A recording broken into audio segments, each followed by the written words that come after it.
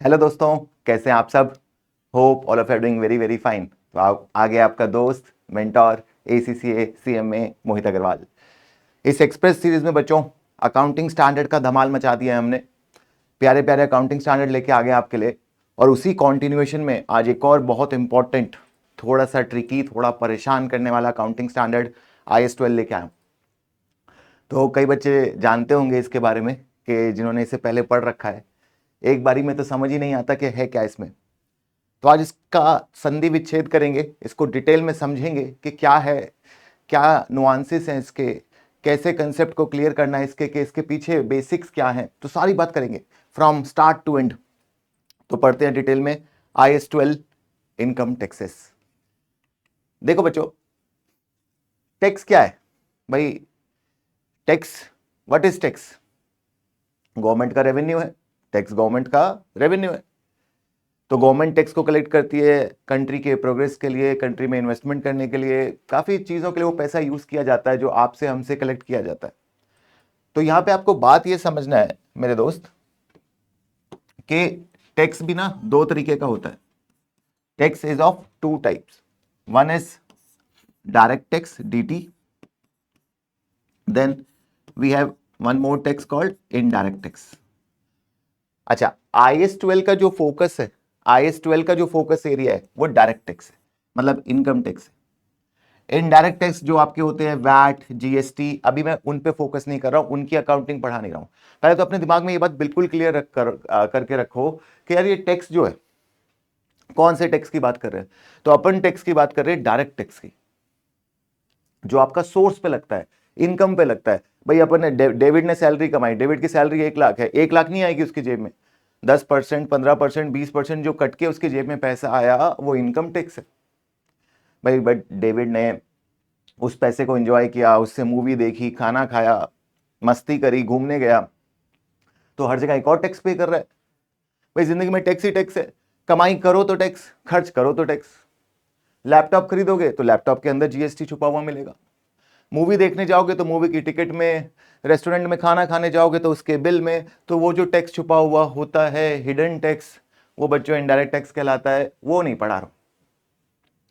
तो उसकी अकाउंटिंग तो अलग है, कोई खास accounting, input tax output tax को एडजस्ट करना है, उसके लिए कोई खास अकाउंटिंग स्टैंडर्ड का रिक्वायरमेंट नहीं है। बट जब अपन बात करते हैं डायरेक्ट टैक्स की, तो ये थोड़ा सा कॉम्प्लिकेशन अराइज होता है। ये प्रॉफिट पे लगता है, इनकम पे लगता है। हर कंपनी का जो प्रॉफिट है, हर इंडिविजुअल का जो प्रॉफिट है, आपकी जो सैलरी है, उसके ऊपर जो टैक्स दे रहे हो उसे बोलते हैं डायरेक्ट टैक्स। देखो बच्चों, टैक्स देना जरूरी है, टैक्स की अपनी इंपॉर्टेंस है। ऐसा नहीं है कि कमा हम रहे हैं, गवर्नमेंट ले क्यों रही है। कई बार ये बच्चों का थॉट होता है, पूछते हैं मुझसे बच्चे, सर मेहनत हमारी, मजे गवर्नमेंट के। ऐसा दिखता है क्योंकि काफी करप्शन है, काफी चीजें हैं। बट अगर आप बड़े लेवल पे देखो तो आप जॉब करने नहीं जा सकते अगर आपके पास एक सेफ्टी ना हो, सिक्योरिटी ना हो। You can not start a business in India और any country if government is not supporting you. भाई कई कंट्रियों के हाल आप जानते हैं कैसे, जहां पे गवर्नमेंट का कंट्रोल छूट गया तो वहां लाइफ सबकी खराब हो गई है। तो लॉ और रेगुलेशन को मेंटेन करने के लिए, इंफ्रास्ट्रक्चर को डेवलप करने के लिए कंट्री को पैसा चाहिए। तो आएगा कहां से? तो वही पैसा गवर्नमेंट अपन से लेती है टैक्स के फॉर्म में। तो चाहे डायरेक्ट टैक्स हो, इनडायरेक्ट टैक्स हो, पर्पस तो री इन्वेस्टमेंट ही है। बिजनेस को ग्रो करने में, इंडिया को ग्रो करने में, कंट्री को ग्रो करने में हेल्प कर सके हम लोग। ठीक है, तो वो तो चलो थोड़ा सा बात कर दिया टैक्स की इंपॉर्टेंस को लेके। बट फोकस अभी आप अकाउंटिंग पे ही रखते हैं। देखो, जैसे कि मैंने आपको बताया कि IAS 12 इनकम टैक्सेस है, ये IAS 12 इनकम टैक्सेस है। तो पहले तो थोड़ा सा बेस रिवाइज करा देता हूं, अकाउंटिंग फॉर डायरेक्ट टैक्स पढ़ा देता हूं। देखो मेरे ख्याल से यहाँ पे कोई भी बच्चा ऐसा नहीं होगा, एकदम बेस से करा रहा हूं बच्चों, बिल्कुल बेसिक से डिस्कस करते हैं, सब कुछ कवर करके चलते हैं कि आपको कहीं दिक्कत ही ना आए। इस क्लास को लेने के बाद आप सीधा क्वेश्चन सॉल्व कर पाओ, क्वेश्चंस भी कराऊंगा आपको। कोई कॉम्प्लिकेशन, इस अकाउंटिंग स्टैंडर्ड को बिल्कुल सिंपल कर दूंगा आपके लिए, आपको वरी नहीं करना, चाहे किसी को कितना भी टफ लगता हो। आप जरा फोकस करके सुनना सर की बात को। अच्छा, आपको मालूम है P&L होता है, एक P&L होता है, प्रॉफिट लॉस होता है, इतना तो पता है अपन को। एक P&L है, एक बैलेंस शीट है, ठीक है। अच्छा, प्रॉफिट बिफोर टैक्स में से आप टैक्स हटाते हो, एग्रीड, और तब आपका क्या आता है, प्रॉफिट आफ्टर टैक्स आता है। इतनी कहानी आपको पता है तो अपन पढ़ाई कर सकते हैं। अगर इसी में डाउट है तो फिर दिक्कत है। इतना प्रेजेंटेशन सबको पता होना चाहिए कि प्रॉफिट बिफोर टैक्स मतलब रेवेन्यू में से cost of goods sold minus करेंगे तो जीपी आएगा, जीपी में से ऑपरेटिंग एक्सपेंस माइनस करेंगे तो ऑपरेटिंग प्रॉफिट आएगा, ऑपरेटिंग प्रॉफिट के बाद पीबीआईटी आएगा, उसमें से इंटरेस्ट हटाएंगे तो ऑपरेटिंग प्रॉफिट यानी पीबीआईटी, ऑपरेटिंग प्रॉफिट में से इंटरेस्ट हटाओगे तो पीबीटी आएगा, और पीबीटी में से टैक्स हटाओगे तो पैट आएगा। ठीक, यहां तक पता है सर? यहां तक तो बात पता है, समझ आती है। कहना क्या चाह रहे हो आप? देखो सर, समझो बात, मैंने आपको ये टैक्स की अकाउंटिंग सिखाना चाह रहा हूं, मतलब इसको अकाउंट कैसे करते हैं, ये जो पेनल में टैक्स जाता है। अभी मैं सिंपल पहले आपको ना ये रिवाइज, हालांकि आईएस 12 इस पे बात नहीं करता है, आईएस 12 तो बहुत ज्यादा अलग चीजों पे बात करता है, डेफर्ड टैक्स, डीटीए, डीटीएल, अभी आईएस 12 की चीजें तो लाऊंगा, ये तो मैं आपको बेसिक बता रहा हूं। और ये भी एफए, एफआर, एसबीआर तीनों के लिए इंपॉर्टेंट है। चाहे बच्चों आप एसबीआर के लिए सेशन देख रहे हो, बेस बिल्ड करने के लिए अपने सेशन देख रहे हो, चाहे एफआर के लिए आप एग्जाम के लिए, एफआर का तो फुल कवरेज है, एसबीआर के तो कुछ एडवांस चीजें हैं, बट बेस तो यही है। एसबीआर का नया चीज कैसे पढ़ोगे? एसबीआर में जाके भी एफआर थोड़ी पढ़ोगे, एफआर तो यहीं पढ़ लो सर, इसलिए लाए हैं, बेस कर लो, दिक्कत नहीं आएगी आगे जाके। तो टाइम तो वहां वहां आपको भाई जो एफआर की चीजें हैं वो अगर एग्जाम्प्टेड हो तो एसबीआर में भी करनी पड़ेंगी, एफआर की तो एफआर में करनी है, प्लस एफए का नॉलेज भी आपके लिए लेके आ गया जो एफआर का भी बेस है। तो सारी तीनों लेवल की चीजें कवर कर रहे हैं क्या सर? तो कहता है भाई कि टैक्स की अकाउंटिंग, तो सर टैक्स की अकाउंटिंग क्यों पढ़नी है अपन को? क्या है टैक्स? तो सर यहां माइनस हो गया, देखो इतना आसान नहीं है, आपने तो यहां माइनस होता हुआ देख लिया और कहा कि टैक्स सर हो गया खत्म। आपके लिए टैक्स इतना ही है कि प्रॉफिट बिफोर टैक्स में से अकाउंटेंट के लिए तो क्या है कि टैक्स की फिगर गिवन होती है, पीबीटी में से टैक्स माइनस किया, मामला खत्म। बट ऐसा नहीं है, थोड़ा समझो। टैक्स को हम करंट टैक्स बोलते हैं, जो टैक्स हम बोलते हैं जो पीएनएल में टैक्स जाता है उसका टेक्निकल टर्म है current tax. Current tax is the amount of income tax payable in respect of taxable profit. तो जो आपका टैक्सेबल प्रॉफिट है, जिस प्रॉफिट पे टैक्स लगना है, उसके ऊपर जो टैक्स बनता है उसे करंट टैक्स बोलते हैं। ठीक है, देखो फंडा समझना क्या है। मान लो ये 2025 है और नेक्स्ट ईयर है हमारा 2026। ठीक है सर, 2025 का करंट टैक्स आपको दिया है, सीटी टैक्स दिया है $10,000। कितना? $10,000। समझने फंडा समझा। और 2026 का टैक्स दिया है, जो 2026 का टैक्स कैलकुलेट किया उन्होंने, ये कितना लिया? 10,000। इसको ले लेते हैं हम $25,000, $25,000। ठीक, अब सिनेरियो क्या है, अब कहानी क्या है? तो कहानी ये है, रूल ये है, पहला रूल सुनना, जिस साल का टैक्स है ना उसके अगले साल पे होता है, जिस साल का टैक्स है ना उसके अगले साल पे होता है। तो 25 का 10,000 25 में ही नहीं पे हो जाएगा, टैक्स ईयर एंड में तो एस्टिमेट होता है, ईयर एंड में कैलकुलेट होता है, पे करते करते अगला साल आ जाता है। तो टैक्स ईयर एंड पे एस्टिमेट होता है, प्रॉफिट निकलता है ईयर एंड तक, ईयर एंड तक भी प्रॉफिट नहीं निकल पाता, ईयर एंड के बाद तक प्रॉफिट निकलता है, फिर उसके बाद पे होता है। तो सर ये बात तो समझ आ गई कि अभी तो पीएनएल में आपका टैक्स कितना है? 10,000 25 में, बट पे 26 में होगा ये, और ये 26 वाला 27 में पे होगा। तो बच्चों एक प्रॉब्लम ये आ जाती है, देखो एस्टिमेट और पेमेंट में ना डिफरेंस हो सकता है, अपनी जिंदगी में एक्सपेक्टेशन और रियलिटी में डिफरेंस हो सकता है बाबू। जब आपने एस्टिमेट किया 10,000 2025 में तो आपने 10,000 डाल दिया, बट एक्चुअल पेमेंट के टाइम पे हो सकता है कि आपका एस्टिमेशन गलत था और आपको पे एक्चुअली में ज्यादा करना पड़ा। एक केस हो सकता है $15,000, 15,000 का, और एक केस हो सकता है आपने कम पे किया, जितना सोचा उससे कम पे किया, 10,000 का मैंने सोचा था और पे किया 7,000। भाई दोनों चीज पॉसिबल है, तुम्हारी एक्सपेक्टेशन से ऊपर हो सकती है जिंदगी में चीजें, तुम्हारी एक्सपेक्टेशन से नीचे हो सकती है। तुमने एक्सपेक्टेशन लगाई हुई है कि यार रिजल्ट पॉजिटिव आएगा, रिजल्ट पॉजिटिव ही नहीं रैंक आ जाती है। तुमने एक्सपेक्टेशन लगाई हुई है रिजल्ट पॉजिटिव आया है, आएगा, तो कुछ भी हो सकता है। तो एक्सपेक्टेशन है, रियलिटी है। तो सोचा था 10,000 कि पे करना पड़ेगा 10,000, बाद में टैक्स अथॉरिटी के साथ अगले साल जब पे किया तो पता चला नहीं यार गलत एस्टिमेट था, गड़बड़ हो गई, प्रोविजन में इंटरप्रिटेशन में गलती कर दी थी, गलत प्रोविजन लगा दिया था, बनेगा 15 या 7। तो मुझे ना आपको यह पढ़ाना है कि पीएनएल और बैलेंस शीट में क्या जाएगा। देखो 2026 की एक ही सीख गए तो हर साल का वैसे ही वर्क करता है, पीएनएल और बैलेंस शीट। सिंपल टर्म्स में बोल रहा हूं, पीएनएल और बैलेंस शीट, आप कुछ भी बोलो, statement of profit loss and other comprehensive income, SOFP, कुछ भी बोलो, एक ही बात है। मुझे तो आपको ये बताना है कि पीएनएल और बैलेंस शीट 2026 में क्या जाएगा। अब देखो बात को समझना, दोनों केस में समझना। फंडा ये है,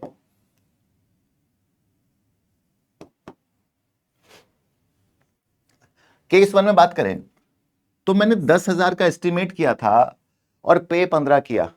बताओ दिस इज अंडर प्रोविजन या ओवर प्रोविजन? अंडर प्रोविजन या ओवर प्रोविजन? सोचो, मैंने एस्टिमेट किया था 10 का, पे किया 15। बहुत बच्चे इसको ओवर प्रोविजन बोलते हैं। आप ना सिर्फ वर्ड्स पे जाते हो, चीजों को विजुअलाइज नहीं कर रहे हो।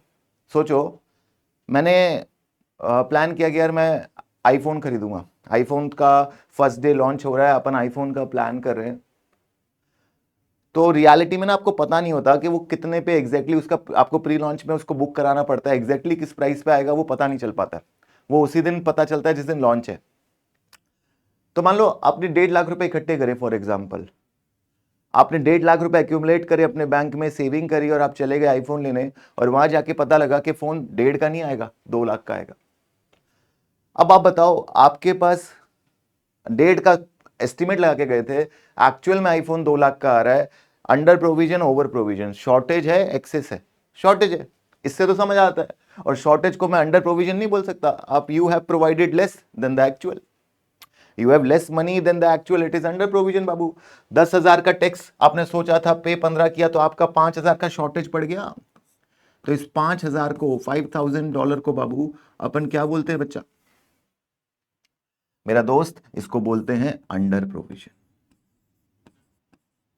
अंडर प्रोविजन, ओवर प्रोविजन नहीं, अंडर प्रोविजन।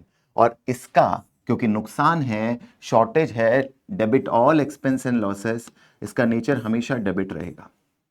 अरे कमी हो गई ना, खर्चा कम पड़ गया पैसा। 1.5 लाख रुपए, 10,000 रुपए अपन को देने थे, खर्च करने थे, टैक्स एक्सपेंस होता है, 10 का एक्सपेंस 15, 5 का और करना पड़ेगा, 5 की शॉर्टेज का डेबिट बैलेंस रहेगा। दूसरा देखो, 10 का ओवर प्रोविजन, तुम सोच के तुम पैसा लेके गए थे 1.5 लाख रुपए, फोन वहां पे लॉन्च हो गया 1 लाख रुपए, वहां पे आपके 50,000 का ओवर प्रोविजन हो गया, एक्सेस हो गया।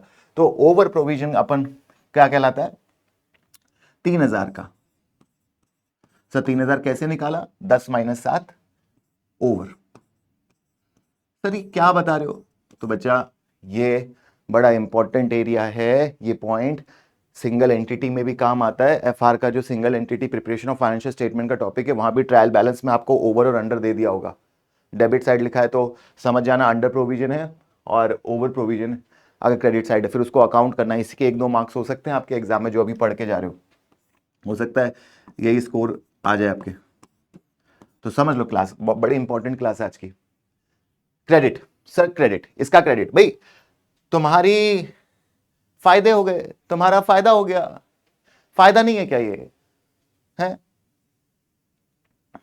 भाई, तुम गए रेस्टोरेंट में खाना खाने, दोस्तों के साथ गए, आज बर्थडे है, दोस्त पार्टी लेंगे, एक्सपेक्टेशन लगा रखी थी कि सर 5,000 का बिल तो आएगा ही आएगा, 10,000 का बिल तो आएगा ही आएगा, सोच के गए थे। वहां दोस्तों ने खर्चा ही नहीं कराया आपका, वहां खर्चा हुआ आपका 1,500, 2,000। आप हैप्पी, आप खुश, और अगर जो सोच के गए उससे ज्यादा तो दुखी। तो यही है जिंदगी, और यही यहां पे हो रहा है। अब बस ये बताना है, देखो अगर ये सिचुएशन समझ गए तो 2026 के पीएनएल बैलेंस शीट में कितना टैक्स जाएगा दोनों केस में, और 2026 की बैलेंस शीट में कितनी लायबिलिटी जाएगी दोनों केस में।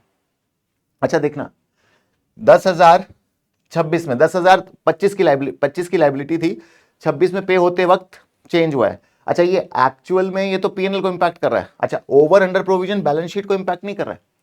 आपकी ये लायबिलिटी कम ज्यादा नहीं हो रही है, ये तो 2027 की लायबिलिटी है। 25,000 को इससे कोई फर्क नहीं पड़ता, बैलेंस शीट को इससे कोई फर्क नहीं पड़ता। समझ लो इस बात को। देखो अगर अपन पीएनएल बनाए तो पीएनएल में टैक्स एक्सपेंस जाता है, ठीक। और ये पीएनएल कब का बना रहे हैं हम? तो पीएनएल हम बना रहे हैं बच्चों 2026 का, 2026 का, ठीक है सर। कहानी ये है कि जब आप 2026 का बाबू पीएनएल बना रहे हो तो टैक्स एक्सपेंस कितना जाएगा 2026 में? तो यहां पे अगर मैं देखूं तो 2026 में टैक्स एक्सपेंस 2026 का है कितना? 25,000 खुद का। ये 2026 का खुद का है $25,000। अब क्या, तो यहां पे क्या होता है, 2026 का पीएनएल कहता है टैक्स एक्सपेंस कितना है? 25,000। ये कब जाएगा? अगले साल 27 में, ठीक है, इससे कोई मतलब नहीं है। दूसरी बात समझना, कहता है क्या पिछले साल के एस्टिमेट्स 2025 से कोई टेंशन आ रही है क्या? 25 की कुछ गड़बड़ इस साल आ रही है क्या? प्रायर पीरियड एडजस्टमेंट आ रही है क्या? तो बंदा कहता है हाँ, कि प्रायर पीरियड से भी कुछ प्रॉब्लम आ रही है और प्रायर पीरियड एडजस्टमेंट हमेशा पीएनएल में एडजस्ट होती हैं। कहता है पिछले साल की एडजस्टमेंट आ रही है, पिछले साल टैक्स गया है पीएनएल में 10,000 बट पे हुआ है 15,000, तो 5,000 का नुकसान ज्यादा हो गया। ये नुकसान कौन सहेगा भाई? 1.5 लाख रुपए का तुम प्रोविजन बना के गए हुए हो, तुम्हारा 2 लाख का सामान आ रहा है, ये 50,000 का एक्सिस तुमने कर तो लिया जुगाड़, बट ये तुम्हारे लिए खर्चा बढ़ेगा नहीं बढ़ेगा? बिल्कुल बढ़ेगा। तो ये रियल में पे तो नहीं हो रहा क्योंकि पे तो हो चुका है। तो कहता है तुम्हारा 25,000 का खर्चा नहीं जाएगा पीएनएल में, 5,000 का जाएगा। तो अंडर प्रोविजन टैक्स एक्सपेंस में हमेशा ऐड होता है। ये है आपका केस 1, अंडर प्रोविजन। अगर अंडर प्रोविजन का केस हो तो हमेशा याद रखना under provision is added. So current year tax plus under provision, current year tax plus under provision. Learn कर लेना अगर लॉजिक नहीं समझ आया तो। Under provision is always always added in the current year tax. तो क्या इतना एग्जाम में नहीं कर सकते? फ्री के मार्क्स नहीं ले सकते? अंडर प्रोविजन को समझने में कोई दिक्कत है क्या? अंडर प्रोविजन क्या है? सोचा था 10 हुआ 15, 5 का खर्चा एडिशनल, तो 25 तो खत्म हो गया, तो 26 बियर करेगा। 26 का खुद का टैक्स 25,000। भाई पीएनएल में सिर्फ वो खर्चा थोड़ी जाता है जो अभी हुआ नहीं है, जो हो गया वो भी जाता है। इस साल तुमने 5,000 का खर्चा और आ गया तुम्हारे सर पे, तो 25 और 5 30,000 का टोटल खर्चा है। दूसरा केस 2 देख लो। भाई जिंदगी में सिर्फ नुकसान ही थोड़ी होते, जिंदगी है, कभी लड़ाई भी होगी तो कभी प्यार भी होगा। हुआ है प्यार कभी? हाँ सर, हर रोज हो जाता है सर, हर किसी से हो जाता है सर। क्या बात है, वो प्यार नहीं है, वो बदतमीजी है बच्चे। देखो 25,000। अब क्या, पीछे देखो तो अंडर प्रोविजन कितना था? अंडर प्रोविजन 5,000 था। ओवर कितना है? 3,000। अरे भाई मैंने सोचा कि 10,000 खर्च होगा, खर्चा हुआ 3, तो फायदा आ गया ना। अच्छा क्या मेरी लाइबिलिटी कम हो गई क्या? क्या मुझे अगले साल 25 की जगह 23 देना पड़ेगा, सॉरी 22 देना पड़ेगा? नहीं नहीं, पे तो 25 ही करना है। ये तो पीएनएल में हम खर्चे नेट इंपैक्ट दिखा रहे हैं। भाई ये 25 मेरे को जो पे करना है 2027 में, जो पे करना है 2027 में जो पे करना है, वो तो अभी भी 25 ही है। कई बार बच्चा सोचता है सर यहां आपने 30 दिखा दिया तो एक्चुअल में अब आपको अगले साल 30 पे करना है। अरे नहीं, अगले साल तो 25 ही पे करना है। अगर मेरे को यहां पे मैं 22 दिखा रहा हूं तो अगले साल मेरे को 25 ही पे करना है। ये तो पीएनएल का नेट इंपैक्ट है। टैक्स एक्सपेंस पीएनएल में गया 22,000, तो does it mean that I have to pay in 2027 22,000? No, this is net impact of current year tax and the previous year tax. The payment for the next year is still estimated to be 25,000. It will never change. And that's why I said that in balance sheet of 2027, no matter what, the current liability, since it is need to be paid within 1 year, the current liability, we will show in current liability, income tax payable. How much is income tax payable? It will remain $25,000. So do remember that your single entity topic where you have to present items in P&L and balance sheet. Do remember in your single entity topic where you have to present item in P&L and balance sheet, do not change or impact balance sheet text with under and over provision. The logic is very simple because the liability has not changed. P&L expenses may have changed. P&L expense, net expense may have lowered or increased, but the liability remains same. Tax expense मेरा 30,000 हो जाएगा ऊपर वाले case में, but I still need to pay 25,000। Tax मेरा 22 हो गया, still need to pay 25,000 अभी तक। हाँ, अगले साल कोई चेंज आएगा फिर वो अगले साल दिखा देंगे, बट बैलेंस शीट में मेरी करंट लायबिलिटी सर 1 साल के अंदर पे हो रही है, तो करंट लायबिलिटी मेरी टैक्स की करंट लायबिलिटी इतनी रहेगी। तो ये है फंडा आपका बेसिक टैक्स अकाउंटिंग का, जो सबको पता होना चाहिए करंट टैक्स का। तो बड़ी इंपॉर्टेंट चीज पहले मैंने आपको रिवाइज करा दी। अभी तक एफआर का नहीं शुरू किया, बट ये सीख गए तो एफआर बड़ी जल्दी जल्दी सीखोगे। भरोसा रखो सर के ऊपर, उसको लेके तुम्हें वरी नहीं करनी कि सब कुछ कराएंगे सर, कुछ छोड़ के नहीं जाऊंगा बच्चा। जब वादा किया था ना मैंने इनिशियली आपको कि यार डिटेल में कराऊंगा, तो यहाँ पे पर्पस मेरा रिवीजन कराने का नहीं है इतना, बल्कि मैं डिटेल में, आप देख ही रहे हो रेगुलर सेशन में जितना डिटेल में जाता हूँ उतना ही डिटेल में आपको ये पढ़ा रहा हूँ।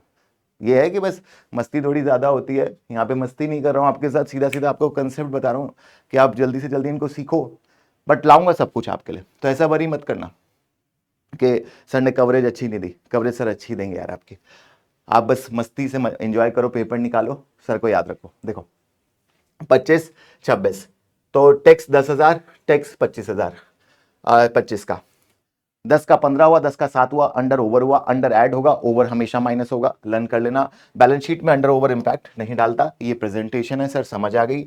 Finally current tax should be recognised on the previous based on the year end estimate of the tax payable, the income tax expense though profit loss is adjusted for any under। अब जिसको पढ़ना पसंद है पढ़ लो भाई, खुद ही पढ़ लो, अपन से तो ना होती है रीडिंग फीडिंग, देख लो जल्दी से और पढ़ लो।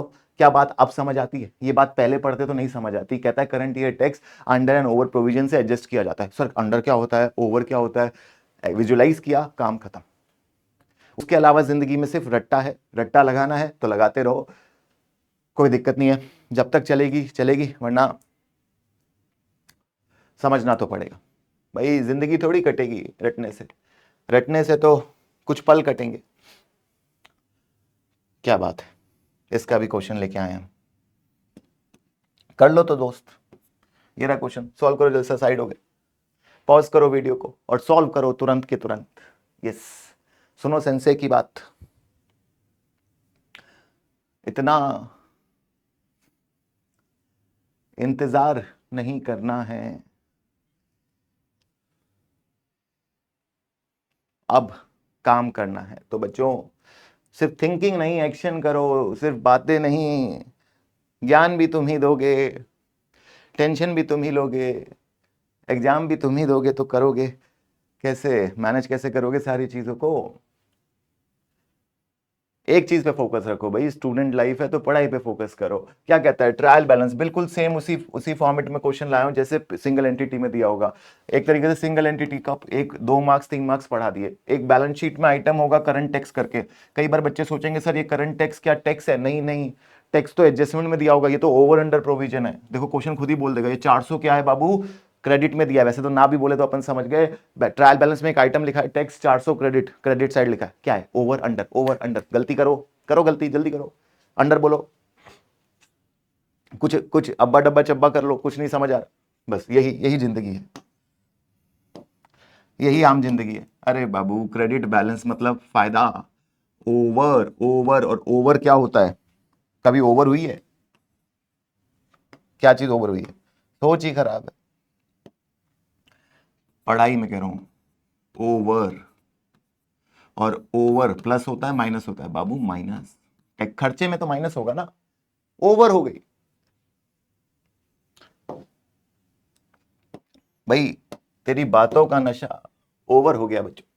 देखो एडिशनल इंफॉर्मेशन, जनत need to make current tax provision, ये है करंट टैक्स का प्रोविजन, ये है बाबू करंट टैक्स का प्रोविजन। इसमें माइनस कर दोगे, पीएनएल आ गया और इसको बैलेंस शीट में शो कर दोगे, खत्म बात। बाकी बातें क्या है, द 4 लाख, ये 3.5 मिलियन कितना हो गया, 3.5 मिलियन हुआ आपका 35 लाख। 35 लाख में से कहता है 4 लाख का, 35 लाख में से 4 लाख का ओवर प्रोविजन है, तो टैक्स कितना जाएगा पीएनएल में, 31 लाख। 31 लाख, और बैलेंस शीट में लायबिलिटी कितनी जाएगी सर, 31 लाख। बोलो बोलो 31 लाख। अरे तुम लायबिलिटी क्यों घटाए जा रहे हो यार, टैक्स का एक्सपेंस नेट हो गया, लायबिलिटी तो अभी भी 35 ही है। अगले साल का गवर्नमेंट पिछले साल के इंपैक्ट के हिसाब से कब ले लेगी? वो तो पीएनएल में आप दिखा रहे हो दोनों साल का इंपैक्ट, दो साल का एक पीएनएल में इंपैक्ट जा रहा है। The 4 lakh in the trial balance represent over under provision of the previous year, prepare the PNL and balance sheet.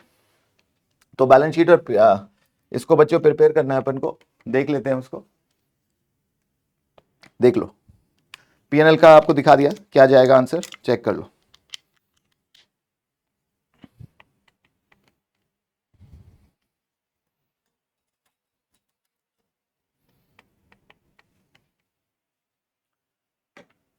देखो,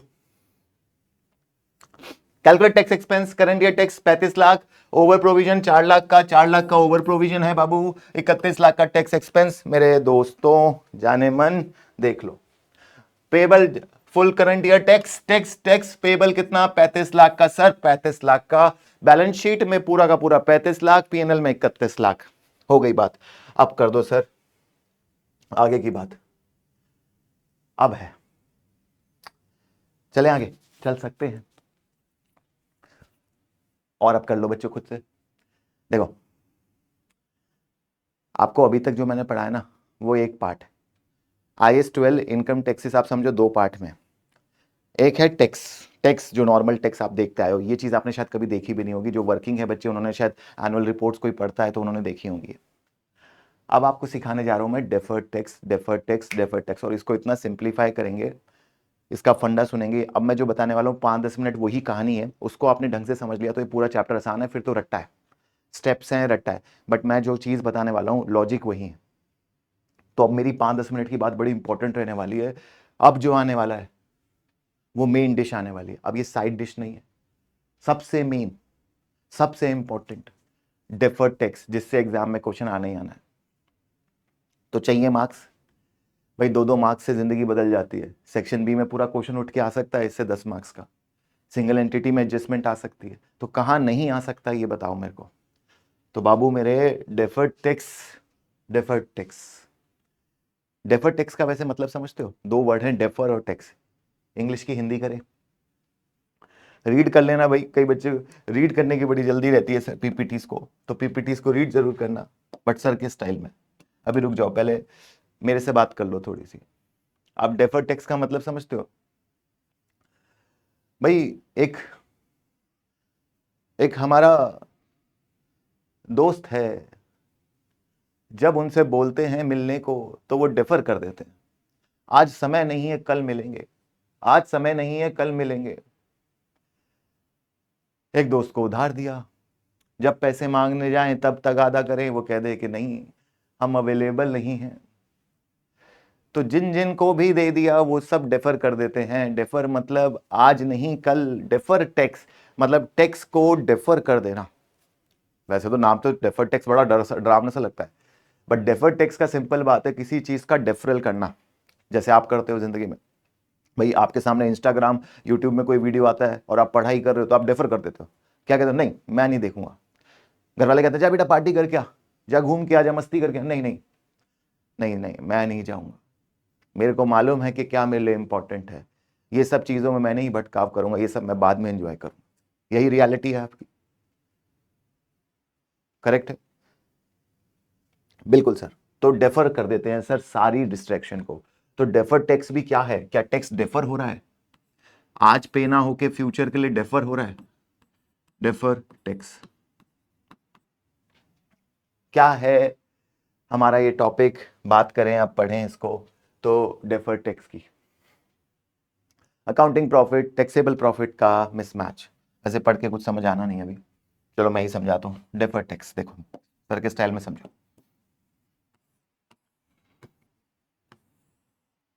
पहली बात, प्रॉफिट होते हैं दो तरीके के। क्या क्या बात कर रहे हो सर, प्रॉफिट दो तरीके के होते हैं? सर हमारे पास तो एक भी तरीके का नहीं है। देखो आ जाएगा, सीखोगे ये सब तो प्रॉफिट ही प्रॉफिट आएगा। एक है टैक्सेबल प्रॉफिट, एक कहलाता है टैक्सेबल प्रॉफिट, और एक कहलाता है अकाउंटिंग प्रॉफिट। दो तरीके के प्रॉफिट होते हैं, एक टैक्सेबल प्रॉफिट और एक कहलाता है अकाउंटिंग प्रॉफिट। क्या फर्क है सर जी इनमें? तो दोस्त मेरे, टैक्सेबल प्रॉफिट वो प्रॉफिट है जो आपका टैक्स रूल के हिसाब से आया है, और अकाउंटिंग प्रॉफिट वो प्रॉफिट है जो अकाउंटिंग रूल्स के हिसाब से आया है। दो तरीके के प्रॉफिट होते हैं। जिनको नहीं पता कि टैक्स प्रॉफिट कुछ प्रॉफिट होता है, उन्हें अकाउंटिंग प्रॉफिट तो पता होगा। प्रॉफिट क्या है? इनकम में से एक्सपेंस माइनस करते हो तो प्रॉफिट आता है।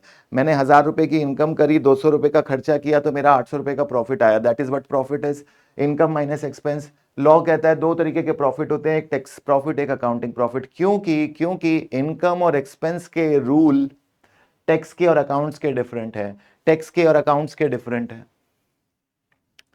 अकाउंटिंग के रूल और अकाउंटिंग के रूल का मकसद बहुत अलग है। अकाउंटिंग के रूल का मकसद है फेयर प्रेजेंटेशन, यूजर को सारी इंफॉर्मेशन पहुंचाना, यूजर को ट्रांसपेरेंसी देना, all material information should be disclose, faithful, useful, जितनी भी इंफॉर्मेशन है वो कम्युनिकेट करना, फाइनेंशियल नॉन फाइनेंशियल, वो हमारा अकाउंटिंग प्रॉफिट के पीछे आईएफआरएस का, आईएस का, कंसेप्चुअल फ्रेमवर्क का, रेगुलेटरी फ्रेमवर्क का मकसद रहता है।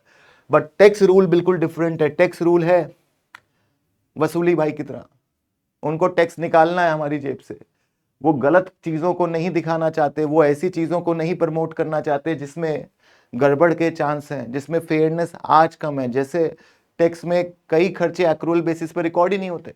जैसे मान लो मैं एम्प्लॉय को बोनस दे रहा हूं, एग्जाम्पल दे रहा हूं, एम्प्लॉय को मैंने बोनस दिया, अब इस साल एम्प्लॉय ने काम कर लिया, बोनस अगले साल दूंगा, तो अकाउंट तो कहेगा इसी साल दिखा दो, एक्रूअल सिस्टम। अकाउंट्स कहेगा तुम 2025 में बोनस हो गया, तुमने मेहनत करी, तुम्हारा 2025 में, भाई तुम खाना खाने गए, खाना तुमने खा लिया, रेस्टोरेंट में जाके खाना खा लिया, बिल अगले दिन दोगे, बिल 6 महीने बाद दोगे, तो तुम्हारे हिसाब से तो क्या है, खर्चा हो गया आज ही। Expense is recorded when incurred and income when earned, तो आज ही खर्चा हो गया है, बट पे करोगे बाद में तो कैश बाद में जाएगा। टैक्स डिपार्टमेंट अलग बात कहता है। क्या कहता है कि भाई कल को तुमने कैश पे किया ही नहीं, तो कल को तुमने ये खर्चा किया ही नहीं, तो मैं नहीं मान सकता कि जब तुमने एक्रूअल सिस्टम नहीं चला सकता मैं तुम्हारे साथ हर खर्चों के साथ। कुछ खर्चे ऐसे रहते हैं जिसमें तुम हेरा फेरी करते हो, हमें पता है ओवर द पीरियड तुम झूठा बोनस दिखा देते हो और बाद में उसको राइट ऑफ कर देते हो। तो तुमने पहले खर्चा दिखा दिया, हमसे बेनिफिट ले लिया और बाद में उस खर्चे को सेट ऑफ कर दिया, उस चक्कर में हम कहां आपके पीछे पीछे भागते रहेंगे। तो इनकम टैक्स डिपार्टमेंट कहता है भाई मैं तो खर्चा तब रिकॉर्ड करूंगा जब तुम पे करोगे कैश बेसिस पे, ये कह रहा है मैं एक्रूअल बेसिस पे। तो इन दोनों के रूल्स ना डिफरेंट है बच्चों, ये दोनों प्रॉफिट सेम नहीं आ सकते।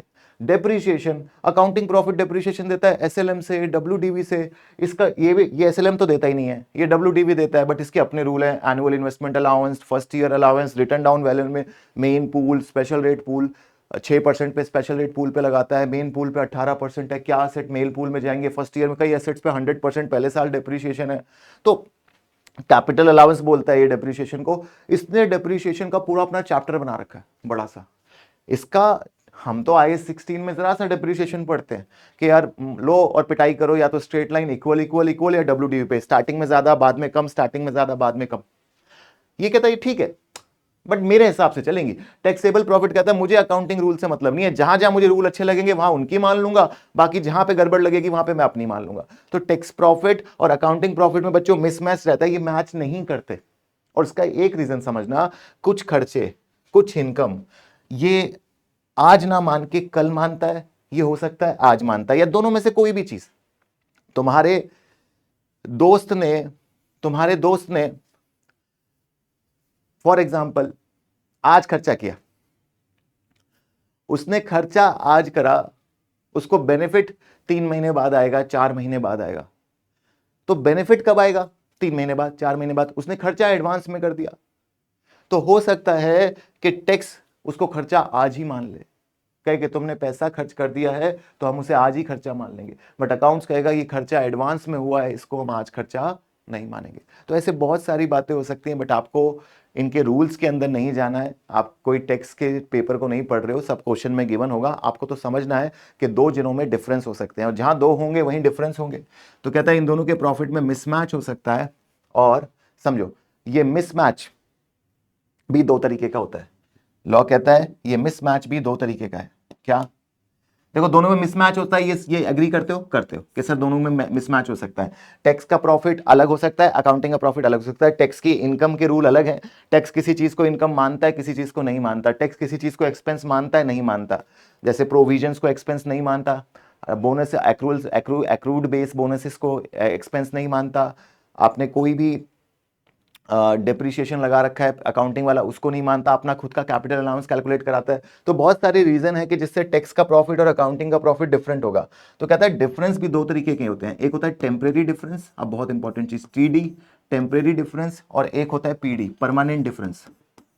दो जनों में अगर डिफरेंस भी है बाबू, तो डिफरेंस भी दो तरीके के हैं, एक टेम्परेरी और एक परमानेंट। इस बात से एग्री करते हो? ये तो सब मानते होंगे कि डिफरेंसेस टेम्परेरी हो सकते हैं दो जनों के बीच और परमानेंट हो सकते हैं। लॉ कहता है कि डिफरेंस परमानेंट, देखो परमानेंट डिफरेंस क्या, जो कभी खत्म नहीं होगा। टैक्स और अकाउंट्स में कभी भी ये डिफरेंस खत्म ही नहीं होगा, हमेशा रहेगा। जैसे एक पेनल्टी है, मान लो आपने कोई लॉ ब्रीच किया, उसका पेनल्टी पे किया, आपके बिजनेस ने कोई वायोलेशन हुआ आपके बिजनेस से, उस वजह से आपने पेनल्टी पे करा, तो अकाउंट्स कहेगा खर्चा है, एक्सपेंस है, penalty is an expense, PNL में जाएगा। अगर मैं आपसे बोलता कि penalty paid 5000 to the government, इसकी एंट्री बताओ, तो आप क्या कहते हैं, डेबिट पेनल्टी क्रेडिट कैश। कोई मेरे ख्याल से कोई डाउट नहीं होता उस बात पे। तो अकाउंट्स अपनी जगह ठीक है, अकाउंट्स कहेगा कि इसको खर्चा दिखा दो, इसको माइनस कर दो प्रॉफिट में से, अकाउंट्स अपनी जगह ठीक है। बट देखना टैक्स क्या कहेगा, टैक्स कहेगा ये पेनल्टी जो आपने पे करी, मैं इसको खर्चा ही नहीं मानूंगा, मैं इसको अलाउ नहीं करूंगा, मैं इसकी डिडक्शन आपको नहीं लेने दूंगा इनकम के अंदर से। ऐसा क्यों? तो टैक्स वाला फंडा बिल्कुल ठीक है, टैक्स वाले अपनी जगह बिल्कुल ठीक है, वो खर्चे को अलग नजर से देखते हैं। खर्चा लीगल है, खर्चा वॉयलेशन की वजह से किया है, तो उसे खर्चा ही नहीं मानते हैं। अगर आपने लॉ का ब्रीच किया और कोई खर्चा किया, तो उस खर्चे की वो डिडक्शन ही नहीं देते। तो ये डिफरेंस ना बच्चों कभी खत्म नहीं होगा दोनों में, ये डिफरेंस दोनों में हमेशा बना रहेगा। भाई एक एक कुछ और ट्रीट करता है, एक कुछ और ट्रीट करता है। मान लो और एग्जांपल समझो, जैसे मान लो कोई एग्जेम्प्ट इनकम है, कोई एग्जेम्प्ट इनकम है, जैसे agriculture. Income tax department agriculture को प्रमोट करने के लिए, देखो जैसे वो पेनल्टी को अवॉइड करना चाहता है कि पेनल्टी के खर्चे लोग ना करें, पेनल्टी से टैक्स ना बचाएं, पेनल्टी को खर्चा ही नहीं मान रहा, कभी भी नहीं मानेगा, तो वो डिफरेंस परमानेंट है। दो जनों की सोच बिल्कुल डिफरेंट है। मान लो एग्रीकल्चर इनकम है, टैक्स कहता है मैं इसे इनकम ही नहीं मानता, आप पीएनएल में इसको मत दिखाओ, इस पे टैक्स नहीं लगाऊंगा, इस पे टैक्स जीरो लगेगा। मान लो किसी बंदे ने 10 लाख रुपए कमाए, 8 लाख सैलरी से कमाए, 2 लाख एग्रीकल्चर एक्टिविटी खेती बाड़ी करके कमाया, तो टैक्स कहेगा 2 लाख रुपए पे जीरो टैक्स, मैं नहीं लेता, इसको इनकम ही नहीं मानूंगा, 8 लाख मानूंगा। बट अकाउंटिंग को थोड़ी इस बात से दिक्कत है, अकाउंट तो कहेगा 8 भी इनकम है, जो भी तुम्हारे धंधे से इनकम आ रही है, चाहे तुम्हारी सैलरी इनकम है, चाहे तुम्हारी प्रॉपर्टी इनकम है, चाहे तुम्हारी एग्रीकल्चर इनकम है, मैं तो सारी की सारी इनकम, सेविंग आ रही है, फिक्स डिपॉजिट बॉन्ड से सेविंग आ रही है, सारी इनकम दिखाऊंगा। अकाउंट्स में और टैक्स में फिर हमेशा डिफरेंस रहेगा, इसे कहते हैं परमानेंट डिफरेंस। एक जना कुछ और ट्रीट कर रहा है, दूसरा जना कुछ और ट्रीट कर रहा है। भाई आपको पसंद है कोल्ड ड्रिंक, आपके दोस्त को कोल्ड ड्रिंक पसंद नहीं है, जब भी आप खाना खाना बैठते हो तो वो डिफरेंस रहेगा। आपको चाय पसंद है, आपके दोस्त को कॉफी पसंद है, तो वो हमेशा चाय ऑर्डर करेगा, आप हमेशा कॉफी, तो इसे परमानेंट डिफरेंस बोलते हैं। क्या इसके लिए लड़ाई करनी चाहिए? आप अपने दोस्त से लड़ाई करोगे, भाई तू चाय पिया कर, चाय अच्छी होती है, वो कॉफी कहेगा नहीं कॉफी अच्छी होती है। परमानेंट डिफरेंस इसके लिए लड़ना नहीं चाहिए, उन्हें एक्सेप्ट कर लेना चाहिए। और वही जिंदगी की प्रॉब्लम है कि हम परमानेंट डिफरेंसेस के लिए भी लड़ते रहते हैं। तो परमानेंट डिफरेंसेस तो अनकंट्रोलेबल है ना, ये तो ठीक है, दोनों की अपनी सोच है। अरे अकाउंटिंग अपनी जगह गलत है क्या? अकाउंटिंग और ये क्या अपनी जगह गलत है? गलत सही का तो मुद्दा ही नहीं है कि सर अकाउंट्स इसको फॉलो करे, वो उसको फॉलो करे, वो नहीं। लॉ कहता है परमानेंट डिफरेंसेस होंगे, एक्सेप्ट करते हैं, इसके लिए कुछ भी अकाउंटिंग नहीं करना, इन्हें हम अकाउंट्स में इग्नोर करेंगे। और बड़ी समझदारी की बात करी कि परमानेंट डिफरेंस को समझा फिर इग्नोर कर दिया।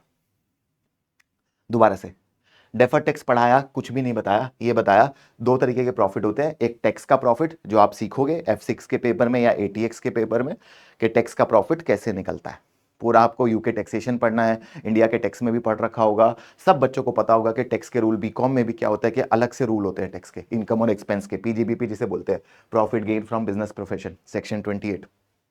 तो यहां पे आप समझते हैं। यहां पे बात करें अकाउंटिंग प्रॉफिट की, तो अकाउंटिंग प्रॉफिट के अपने रूल है भाई, अकाउंटिंग प्रॉफिट अपने हिसाब से, वो अकाउंटिंग स्टैंडर्ड के हिसाब से बना हुआ है। तो इन दोनों में दो तरीके के इनके रूल्स में डिफरेंस, हमें रूल्स नहीं पढ़ने, एग्जांपल्स मैं जरूर बता रहा हूं, आप ये मत समझना कि सर मेरे को डिटेल में पढ़ना, एग्जांपल्स आपको रिलेट करने के लिए बता रहा हूं। इस यहां पे इनकम एग्जेम्प्ट है, यहां पे इनकम अकाउंटेड है, यहां एग्जेम्प्ट है, यहां खर्चा डिसअलाउड है, यहां अलाउड है, तो वो डिफरेंस आ सकते हैं और परमानेंट लेवल पे हमेशा रहेंगे, तो इग्नोर कर देना। भाई चाय कॉफी, चाय लवर हो कॉफी लवर हो, तो क्या लड़े क्या अपन? कॉफी अपनी जगह अच्छी, चाय अपनी जगह। तुम चाय को बैश मत करो, मैं कॉफी को बैश नहीं करूंगा, मैं चाय लवर हूं। चाय से याद आया कि आजकल कम कर दी है चाय भी आपके सर ने, अब कुछ और चीजों पे दिल आ गया है, बताएंगे कभी। तो आते हैं वापस बच्चों, temporary difference. Sir temporary difference का क्या सीन है? देखो दूसरा है, देखो रिलेट करो, रिलेटेबल। मैं बहुत हैवी बातें करना नहीं चाहता आप लोगों से, जितना पर्सनल लेवल पर रिलेट करो ये टॉपिक आसान हो जाएगा। जो मैं अभी टाइम लगा रहा हूँ ना, आगे नहीं लगा पाऊंगा, आगे लगाने की जरूरत ही नहीं पड़ेगी, आपको हर चीज ढंग से समझ आ जाएगी। फंडा यही है, टेम्परेरी डिफरेंस होता है। टेम्परेरी डिफरेंस याद रखना, ये बड़ा इंपॉर्टेंट है। इसको मैं टाइमिंग डिफरेंस भी कहता हूं, समय की वजह से। टाइमिंग, टेम्परेरी वर्ड से अच्छा है टाइमिंग डिफरेंस, आप समझो। इसका मतलब ये होता है कि जो डिफरेंस तो है, डिफरेंस तो है, दो जनों में डिफरेंस तो है, बट वो कुछ समय के लिए, कुछ समय के लिए है।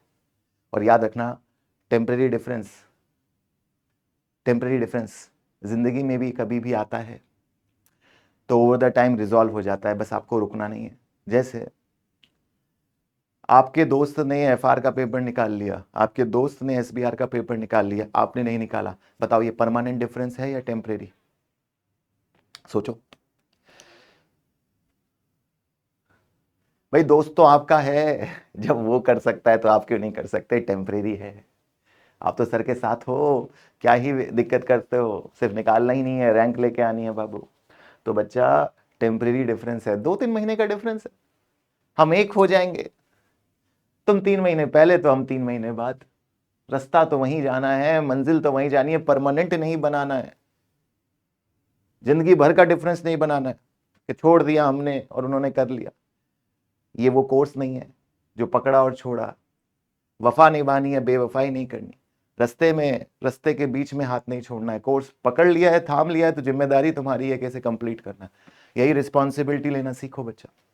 देखो अपनी जिंदगी की जिम्मेदारी आपकी खुद की है।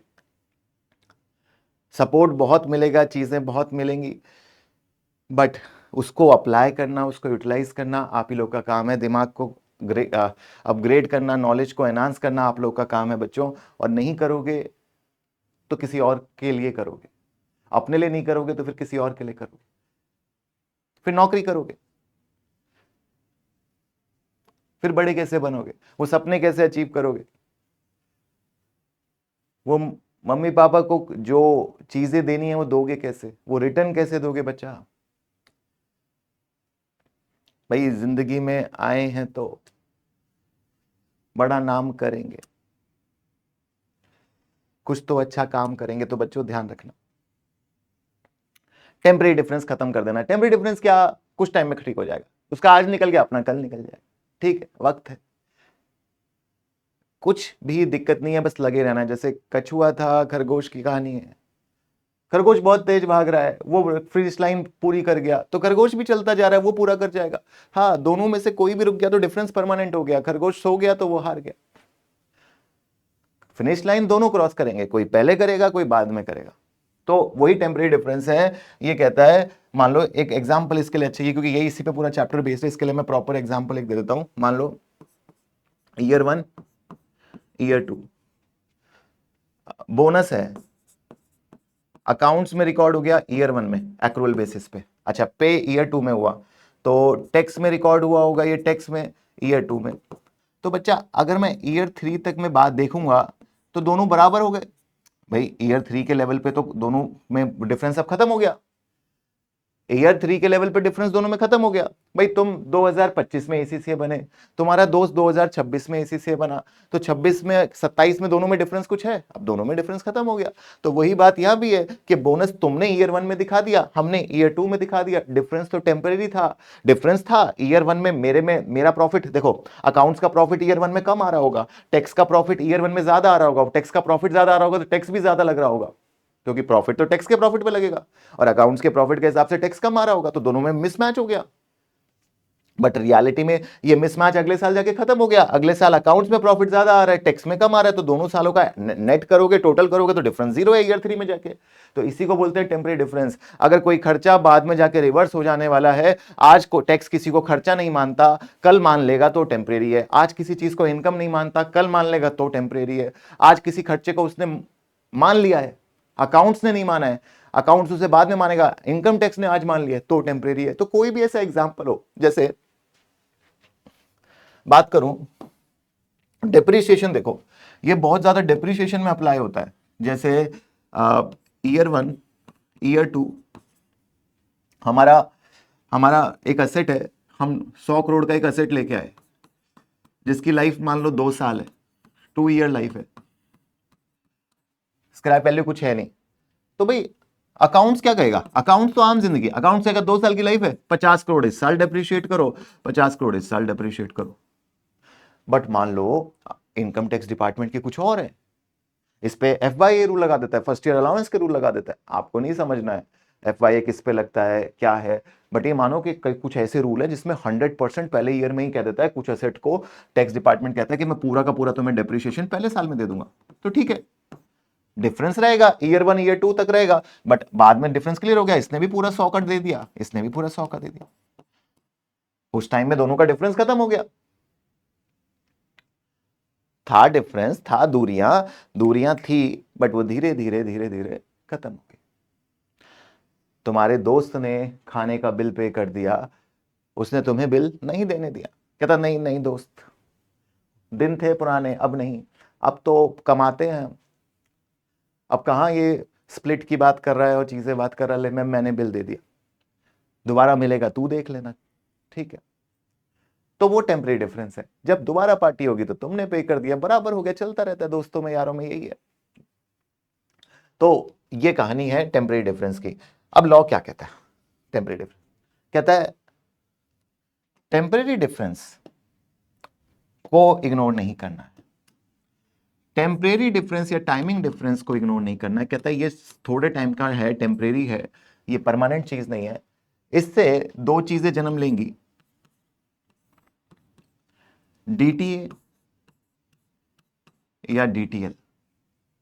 इससे दो चीजें जन्म लेंगी बच्चों, DTA या DTL। सर क्या है? तो DTA होता है डेफर्ड टैक्स एसेट और DTL होता है डेफर्ड टैक्स लायबिलिटी। दो चीजों का जन्म होगा टेम्परेरी डिफरेंस से, DTA और DTL। अच्छा समझना, डिफरेंस है दो सिनेरियो। अब मैं टेक्निकल वर्ड ले आया, मैं लाता नहीं हूं, आप लोग जानते हो, अभी तक तो मैं जानबूझ के आपको इन टेक्निकल टर्म्स में, और मैं लेके भी नहीं जाऊंगा, आप DTA DTL से नहीं समझाऊंगा आपको। ये दो वर्ड मैंने लिख दिए, इसको टेक्निकल वर्ड तो इन पे बहुत है, इसको मालूम है, डिडक्टेबल टेम्परेरी डिफरेंस बोलते हैं। टेम्परेरी डिफरेंस है बट ये डिडक्टेबल है, इसको टैक्सेबल टेम्परेरी डिफरेंस भी बोलते हैं। तो बच्चे डेफिनेशन पढ़ते रहते हैं, नोट्स में लिखते रहते हैं, करते रहो बच्चों, वो आपका हेडेक है, जैसे समझ आता है वैसे समझो, सर के साथ सर के तरीके से समझो। DTA डेफर्ड टैक्स एसेट और डेफर्ड टैक्स लायबिलिटी, ठीक है। सर क्या कहानी है? तो कहानी है कि देखो, टेम्परेरी डिफरेंस में दो बातें हो सकती हैं। एक, आज टैक्स ज्यादा कल टैक्स कम, दो ही बातें होंगी। इस डिफरेंस की वजह से क्या हो रहा है, आज टैक्स ज्यादा कल टैक्स कम। क्या मतलब हुआ इस बात का? मतलब आपने कोई खर्चा, आपको टैक्स आज अलाउ नहीं कर रहा, कोई खर्चा आज आपको टैक्स डिपार्टमेंट अलाउ नहीं कर रहा, वो खर्चा टैक्स डिपार्टमेंट फ्यूचर में अलाउ करेगा, तो आज आपका टैक्स ज्यादा बनेगा क्योंकि टैक्सेबल प्रॉफिट ज्यादा आएगा, और कल को जब टैक्सेबल प्रॉफिट कम आएगा तब आपको टैक्स कम देना होगा। अगर ऐसा केस है, आपको नहीं सोचना है, आपको मैं अलग तरीके से पढ़ा दूंगा, ये तो मैं लॉजिकल अप्रोच बता रहा हूं। एक बैलेंस शीट अप्रोच होती है, एक PNL अप्रोच होती है। मैं समझा आपको PNL अप्रोच से रहा हूं, बट करेंगे हम बैलेंस शीट अप्रोच से, क्योंकि उस अप्रोच से हमारे कोर्स में करने में सिंप्लीफिकेशन बहुत ज्यादा है। आपको कुछ स्टेप लर्न करने और कभी गलती नहीं करोगे, बट लॉजिक समझना। DTA का मतलब क्या है? Tax more today because your taxable profit is high. और वो हाई क्यों आ रहा है? May be due to recognition of some income, extra income और some disallowance of expense, and you will pay less in future. तो benefit आपको future में आएगा, और किसी भी चीज का बेनिफिट आपको फ्यूचर में आएगा तो वो असेट होता है। सोचना, आज टैक्स आपने ज़्यादा पे किया है, तो ये एक तरीके से गवर्नमेंट को आपने एडवांस टैक्स दे दिया है, जिसका बेनिफिट आप फ्यूचर में कम टैक्स देके लोगे। तो इसी को बोलते हैं डीटीए, डेफर्ड टैक्स एसेट। बहुत इंपॉर्टेंट नॉलेज। डीटीए क्या है? Advance tax. मैं मतलब डीटीए को जिस टर्म्स में आपको समझाना चाहता हूँ वो ये ही है। जो बच्चा डीटीए को इससे समझ गया वो कभी कंफ्यूज नहीं होगा। बाकी कैसे भी समझना है समझ लो। Tax paid today to be adjusted in future. आज टैक्स ज्यादा दिया है, कल कम दूंगा। और डीटीएल क्या होगा? इसका उल्टा। डीटीएल इसका उल्टा है। आज tax come, I am paying less today. आज इनकम टैक्स ने डिप्रीशिएशन 100 करोड़ दे दिया। वो डिप्रीशिएशन वाला एग्जांपल सोचो, 100 का 100 आज मिल गया और अकाउंट्स ने आधा आधा धीरे धीरे देगा, तो आज tax come. But income tax department future में अब डिप्रीशिएशन नहीं देगा, तो फ्यूचर में टैक्स ज्यादा। तो रियलिटी में इट्स इट्स इट्स प्रोविजन। ये क्या है? ये प्रोविजन है बाबू।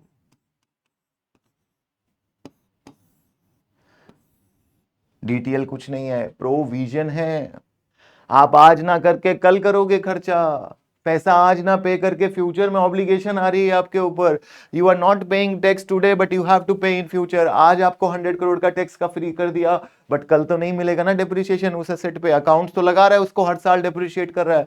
इनकम टैक्स डिपार्टमेंट ने आज आपको डिप्रिसिएशन सारा का सारा दे दिया, तो less tax today, more tax in future will give rise to taxable temporary difference in future, that is DTL, deferred tax liability, and simply I call it provision for future obligation, provision for future payment. तो आज provision बनाओगे कल की payment के लिए और आज asset record करोगे कल के बेनिफिट के लिए, तो डीटीए। अगर आज असेट रिकॉर्ड कर रहे हो जिसका बेनिफिट फ्यूचर में मिलेगा, दैट इज डीटीए। ये आपके जो करंट ईयर टैक्स पीछे पड़ा था, ये आपके करंट ईयर टैक्स को कम करेगा हमेशा, माइनस। जैसे ओवर प्रोविजन था, और प्रोविजन मतलब आप एक तरीके से खर्चे को रिकॉर्ड कर रहे हो आज, ये आपके अंडर प्रोविजन जैसा है, ये प्लस करेगा। तो डीटीएल अब समझ लेना, मोटा मोटा फंडा ये आ गया कि जितना भी आपका करंट ईयर टैक्स होता है,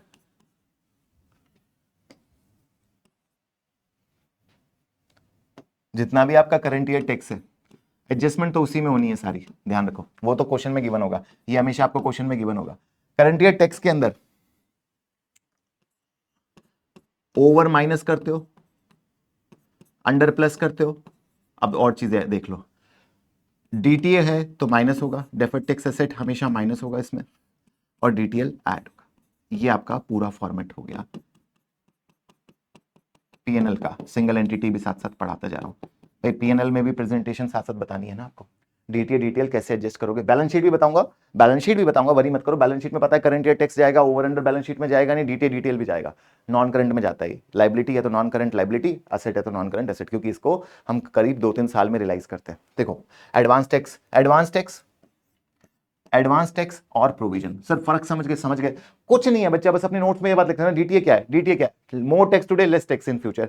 डीटीएल क्या है? Less tax today more tax in future. जब फ्यूचर में पैसा ज्यादा जाना है तो उस फ्यूचर में आईएस 37 पढ़ रखा है क्या? फ्यूचर में अगर आपको कोई पेमेंट करनी है जिसकी आपको आज ऑब्लिगेशन आपके ऊपर है, तो क्या बनाते हो? प्रोविजन बनाते हो। सेम वही बात तो यहां पे भी अप्लाई हो जाएगी बच्चा। और बात ही क्या है, और चीज ही क्या है? डीटीएल और प्रोविजन। आई बात समझ? तो आसान हो गया टॉपिक। बस अगर ये बातें समझ गए हो तो टॉपिक बिल्कुल बच्चों आसान हो चुका है। अब कुछ ना है इस टॉपिक के अंदर, यही फंडा था, यही कंसेप्ट था, यही गीता का ज्ञान था जो आपने ध्यान से समझ लिया। सुनो, deferred tax arise because accounting profit does not match with taxable profit. The reason for this can be split into two categories: permanent difference and temporary difference. Item that would have been used in calculating accounting profit but would not be used in calculating taxable, some entertaining expense. हालांकि जरूरत नहीं है, मैं बता देता हूं है क्या, कि कुछ खर्चे होते हैं, जैसे इनकम टैक्स डिपार्टमेंट कहता है कि अगर तुम अपने एम्प्लॉय को पार्टी करा रहे हो, तुम अपने एम्प्लॉय को एंटरटेनमेंट दे रहे हो, तो वो हम अलाउ करेंगे। बट तुम एम्प्लॉय के अलावा अपने सप्लायर को, अपने कस्टमर को, किसी को मजे कराते हो, उस पर खर्चा करते हो, उनको पार्टी वार्टी कराते हो, तो हम एक लिमिट के बाद उसको अलाउ नहीं करते हैं। ये एक जनरल सा रूल बता रहा हूँ, एग्जैक्टली तो टेक्स्ट में आपको देखना पड़ेगा, बट एक जनरल सा रूल बता रहा हूँ कि एंटरटेनमेंट एक्सपेंस अलाउड नहीं होंगे।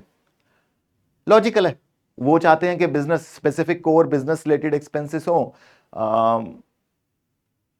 इररेलेवेंट नकली एक्सपेंसेस क्रिएट ना किए जाएं इसके थ्रू। भाई आप प्लानिंग करके इनको मिसयूज कर सकते हो, तो मना कर दिया। बट अकाउंट्स कहेगा ठीक है सब खर्चा है मेरे लिए, तो भाई चाहे तुमने किसी पे भी किया हो, एंटरटेनमेंट एक्सपेंस चाहे तुमने किसी भी चीज पे किया हो, मैं तो सारा का सारा खर्चा मानूंगा। चाहे कस्टमर हो, बिजनेस का बिजनेस पार्ट मानेगा अकाउंट्स। तो वही बात आ जाती है, परमानेंट डिफरेंस हो जाएगा दोनों के बीच। वो खर्चा entertainment to customer, entertainment to customer कभी भी अकाउंट्स टैक्स उसे खर्चा नहीं मानेगा, अकाउंट्स उसे हमेशा खर्चा मानेगा। तो दोनों के बीच ये डिफरेंस चाय कॉफी का आ गया। बट दूसरा टेम्परेरी डिफरेंस है, item that would have been used in calculating accounting profit and tax but different depreciation allowances. मतलब ये मैंने आपको बताया कि एक जना पेपर निकाल चुका है, दूसरा निकाल लेगा। एक ने डेप्रिसिएशन आज दे दिया, दूसरा कल दे देगा। एक ने खर्चा आज बुक कर दिया, दूसरा कल कर देगा। तो ये टेम्परेरी डिफरेंस है।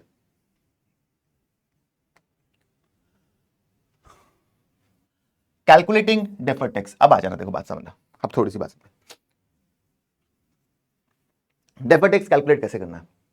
तो अपन हमारे कोर्स में है बैलेंस शीट अप्रोच। दोनों से आंसर सेम आता है बच्चों। एक पीएनएल अप्रोच होती है, सीए में आपने पढ़ी होगी। एसीसीए में हम फॉलो करते हैं बैलेंस शीट अप्रोच। और बैलेंस शीट अप्रोच अब तो हर जगह ही फॉलो होती है। तो बैलेंस शीट अप्रोच काफी आसान भी है। कहता है डेफर्ड टैक्स निकालने के लिए, डीटीए डीटीएल निकालने के लिए सबसे पहले टेम्परेरी डिफरेंस निकालो। टेम्परेरी डिफरेंस होता है कैरिंग वैल्यू। पहला स्टेप है कैरिंग वैल्यू और टैक्स बेस को कंपेयर करना, लर्न कर लेना। अब तक की जो बातें करी वो कंसेप्ट थी, अब बस लर्न करना है। कैरिंग वैल्यू और टैक्स बेस को कंपेयर करना है। कैरिंग वैल्यू मतलब value as per accounting books, और टैक्स बेस मतलब value as per tax books. मान लो मेरे को जो असेट है मेरा, मान लो एक 100 करोड़ का असेट है, अकाउंट्स में मैंने डेप्रिसिएशन लगाया 50 करोड़ का, तो उसकी वैल्यू कितनी है, बची कितनी है? मान लो अकाउंट्स में डेप्रिसिएशन लगाया 60 करोड़ का, तो वैल्यू कितनी बची? 40 crore. That is carrying value as per accounting books. Tax book कहती है पूरा 100 का डेप्रिसिएशन, तो टैक्स बुक में वैल्यू कितनी बची, मतलब बैलेंस शीट में मेरे असेट की क्या वैल्यू है आफ्टर डेप्रिसिएशन। तो ये तो आता ही है आपको, असेट में से डेप्रिसिएशन हटाओगे तो दोनों का जो डेप्रिसिएशन है भाई कैरिंग वैल्यू। बैलेंस शीट में, बैलेंस शीट में याद रखना, स्टेटमेंट ऑफ फाइनेंशियल पोजीशन में बैलेंस शीट में क्या वैल्यू है बाबू, वो बतानी है। और दोनों की अपनी अपनी बैलेंस शीट। ऐसा मानो टैक्स की बैलेंस शीट अलग है, टैक्स की बैलेंस शीट और अकाउंट्स की बैलेंस शीट। तो अकाउंट्स की बैलेंस शीट असेट को कितने का दिखा रही है और टैक्स की बैलेंस शीट असेट को कितने का दिखा रही है, तो वो दोनों याद रखना है। और जनरली हमारे यहाँ पे बहुत कम एडजस्टमेंट टेस्ट होती है। जितनी भी टेस्ट होती है उसमें से मोस्टली मैं आपके साथ आज डिस्कस ही कर लूंगा। तो ध्यान से समझना, जनरली प्रॉपर्टी प्लांट इक्विपमेंट की टेस्टिंग बहुत ज्यादा होती है हमारे इस कोर्स में। तो पीपीई पे खास ध्यान रखना कि प्रॉपर्टी प्लांट इक्विपमेंट की कैरिंग वैल्यू क्या है। और अभी एग्जांपल कराऊंगा, उससे और समझ आ जाएगा टैक्स बेस क्या है। तो ये स्टेप सारे एग्जांपल में भी अप्लाई करने वाले हैं। तो इससे क्या आएगा, टेम्परेरी डिफरेंस। अच्छा सर टेम्परेरी डिफरेंस ऐसे निकालते हैं? हाँ, जो अभी मैंने पढ़ाया ना टेम्परेरी डिफरेंस, आपको मीनिंग कि ये कुछ कुछ कुछ पल का है फलसफा। ऐसा नहीं है कि इम्तिहान की हद हो जाएगी, आएगी ना कुछ खबर। तो इंतजार की इम्तिहान नहीं होने वाली है, कुछ समय का इंतजार होने वाला है। आज कर रहे हो कल बन जाओगे, टेम्परेरी डिफरेंस है, टाइमिंग डिफरेंस है। तो carrying value tax base temporary difference. Sir निकालना कैसे, वो तो लॉजिक था, निकलता कैसे है इन दो को चेक करके, कैरिंग वैल्यू और टैक्स बेस। अभी कैसे होता है अभी दिखाते हैं। कैलकुलेट, फिर उसके बाद क्या कर देना है, डेफर्ड टैक्स निकाल देना है। और कुछ भी नहीं करना, जो भी टैक्स रेट का परसेंटेज है वो इससे मल्टीप्लाई कर देना, काम खत्म। टैक्स रेट का जो भी लेटेस्ट, अच्छा टैक्स रेट हमेशा लेटेस्ट रहना, मतलब मान लो करंट ईयर का टैक्स रेट है 20%, और क्वेश्चन तुम्हें कहता है by reporting date, reporting date तक अगले साल का टैक्स एनेक्ट हो गया है, रेट एनेक्ट हो गया है 30%। तो ध्यान रखो ये डेफर्ड टैक्स एक फ्यूचर के लिए, फ्यूचर में बेनिफिट आने वाले के लिए या फ्यूचर में पेमेंट जाने के लिए बनाए जा रहे हैं। तो ये हमेशा लेटेस्ट रेट पे बनने चाहिए। ये आज के लिए नहीं बन रहे कि आज के लिए तो करंट टैक्स बना है, वो आज के रेट पे बनेगा, बट जो फ्यूचर में होने वाली चीजें हैं उसके लिए बनेगा। बट यहां पे दो कैच है, एक रेट लेटेस्ट लेना है। पहला लर्न ये करो कि रेट 30% लेना है, लेटेस्ट लेना है। बट रेट लेटेस्ट कब लेना है, जब वो रिपोर्टिंग डेट तक एनेक्ट हो गया या सब्सटेंशियली एनेक्ट हो गया। एसबीआर का पॉइंट है ये जनरली। अगर रिपोर्टिंग डेट के बाद होता है तब नहीं लेना, बट रिपोर्टिंग डेट तक हो जाता है तो ले लेना है रेट लेटेस्ट। लेटेस्ट रेट लेना और उसको टेम्परेरी डिफरेंस से मल्टीप्लाई करना, तो क्या आ जाएगा, डेफर्ड टैक्स। क्या आएगा, अच्छा डिटेल नहीं आया, डेफर्ड टैक्स आया।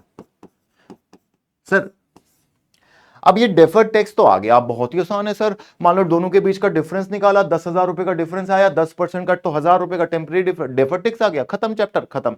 और सर ये 1,000 रुपए का डेफर्ड टैक्स डीटीए है, डीटीएल है, कैसे पता लगेगा? तो बाबू मेरा ये 1,000 रुपए का डिफरेंस डीटीए है, डीटीएल है, उसको निकालने का भी बड़ा सोना सोना तरीका है। कहता है is carrying value more than tax base, carrying value more than tax base, दोनों में से बड़ा कौन है? अगर कैरिंग वैल्यू बड़ा है तो हमेशा डीटीएल मानना, काम खत्म। कोई लॉजिक नहीं लगाना कि यार अच्छा डीटीएल इसलिए आया होगा, पीएनएल के तरह से सोचे तो हमने टैक्स टैक्स प्रॉफिट हमारा आज कम आ रहा है, हमने टैक्स आज कम दिया है, कल ज्यादा देंगे इसलिए, अरे नहीं। हालांकि लॉजिक वही है, कैरिंग वैल्यू ज्यादा आ रही है टैक्स बेस से, तो कैरिंग वैल्यू ज्यादा आ रही है टैक्स बेस से मतलब डेप्रिसिएशन कम लगाया आपने। अरे कैरिंग वैल्यू कब ज्यादा आएगी, लॉजिक जिसको जानना है, कैरिंग वैल्यू कब ज्यादा आएगी, कैरिंग वैल्यू कब ज्यादा आएगी? डेप्रिसिएशन कम लगाया, यहाँ डेप्रिसिएशन टैक्स बेस में ज्यादा लगा है, और जहां डेप्रिसिएशन ज्यादा लगा है वहां पे प्रॉफिट भी कम आ रहा होगा, टैक्स भी कम आ रहा होगा, यहाँ टैक्स भी ज्यादा आ रहा होगा, तो कल हमें टैक्स ज्यादा देना है, आज कम देना है। तो यही बात आती है, कैरिंग वैल्यू अगर ज्यादा है टैक्स बेस से, आपको लॉजिक ही नहीं लगाना एग्जाम में, टैक्सेबल टेम्परेरी डिफरेंस यानी taxable temporary difference, heavy heavy नाम यार, टैक्सेबल टेम्परेरी प्रोविजन बनाना मतलब डीटीएल बनाना, ठीक है, लाइबिलिटी बनानी। Carrying value less than tax base, tax deductible difference, बाबू मेरे डीटीए बोल ले या एडवांस बोल ले, डेफर्ड टैक्स असेट। आती है बात समझ? हाँ सर आती है।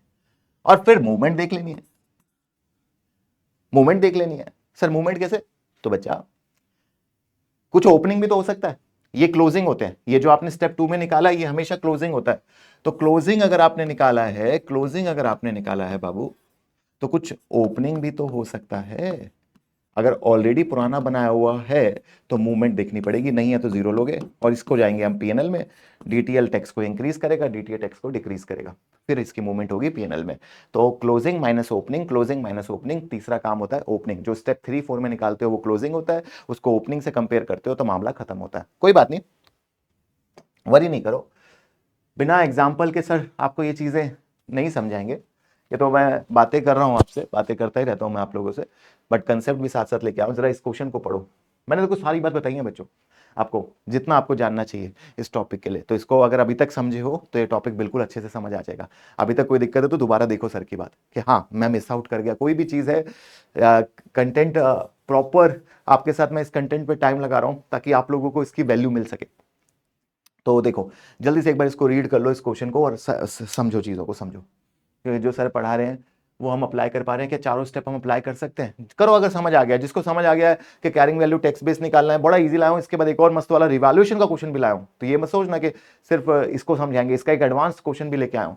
तो वो सारी चीज करेंगे। मैं साइड हो गया हूं, पॉज कर लो 1 मिनट जल्दी से वीडियो को और इसको सॉल्व करो, जल्दी से सॉल्व करो। देखो अपन तो कर ही लेंगे, आगे बढ़ ही जाएंगे सर। तो स्टेप 1, स्टेप 2, स्टेप 3, स्टेप 4 चारों करके देखो। पहला स्टेप क्या है? Carrying value minus tax base, temporary difference निकालना। दूसरा स्टेप क्या है? टेम्परेरी डिफरेंस में दूसरा तीसरे में कोई भी पहला कर सकते हो। डीटीएल तो कोई स्टेप ही नहीं है ना भाई, कैरिंग वैल्यू अगर ज्यादा है तो डीटीएल है, फिर परसेंटेज मल्टीप्लाई करना है, चौथा मूवमेंट निकालना है, अगर ओपनिंग कुछ है तो मूवमेंट निकालना। और 2 साल का करो, ये 2 साल का करना, मतलब 2001 का भी और 2012 का भी, 2 साल का। इसको एक बार करके देखो।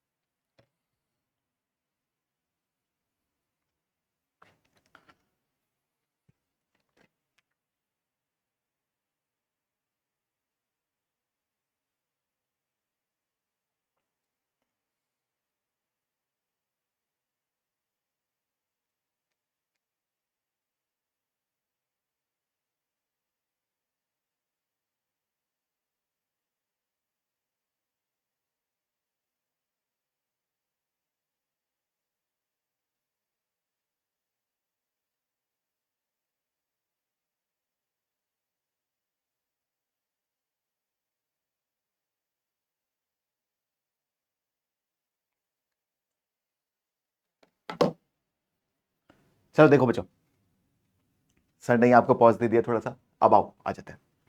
क्या है?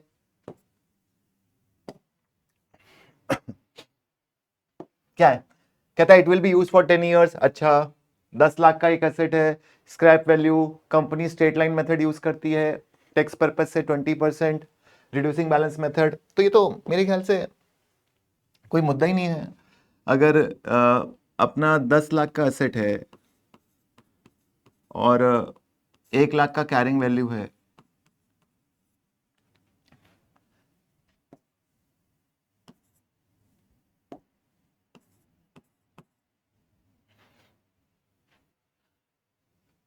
लाइफ 10 साल है, तो डेप्रिसिएशन हर साल अकाउंट्स में कितने का लगेगा? 90,000 का।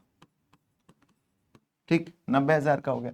और अगर बात करें तो पहले साल कैरिंग वैल्यू कितनी आ जाएगी? अगर कैरिंग वैल्यू की मैं बात करूं तो 10 लाख में से 90,000 गए, 9,10,000 की कैरिंग वैल्यू आएगी इसमें। भाई कैरिंग वैल्यू चाहिए ना, पीएनएल अप्रोच से थोड़ी कर रहे हैं, डेप्रिसिएशन का डिफरेंस थोड़ी चाहिए।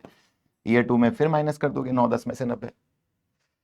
टैक्स की बात करें तो आई थिंक टैक्स ने हमें 20% का रेट दिया है, तो रेट सीधा स्क्रैप वैल्यू को बिना माइनस करे हमेशा लगाना, याद रखना।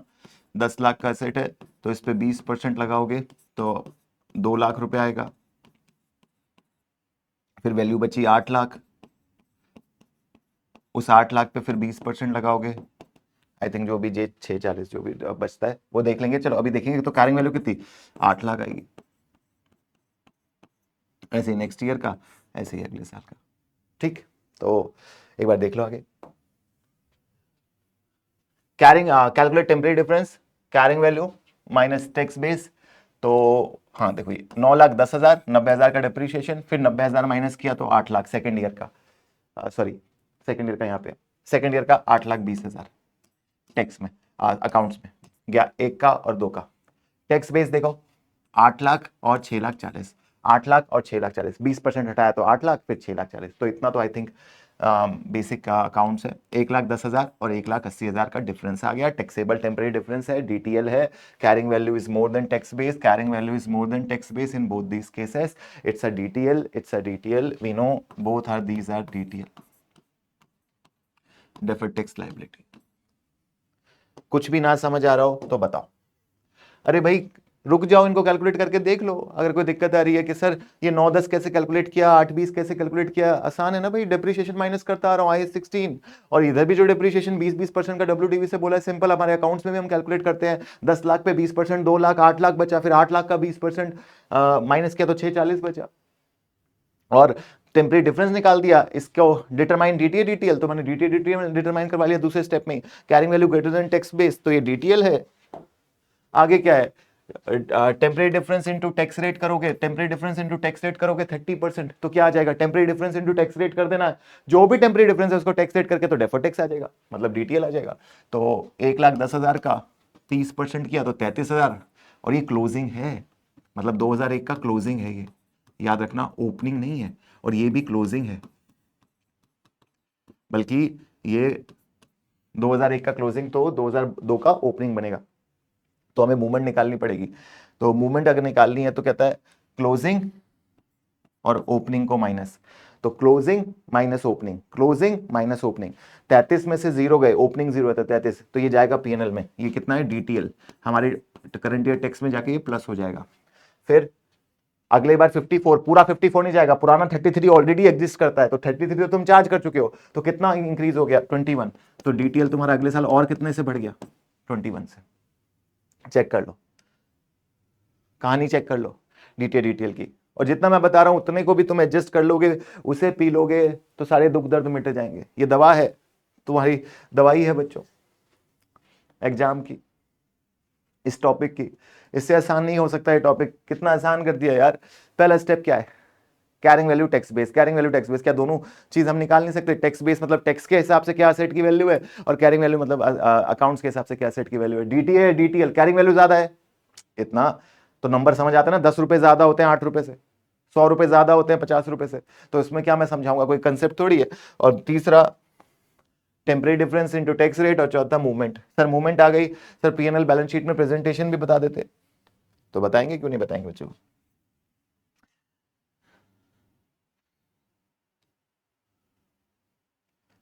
देखो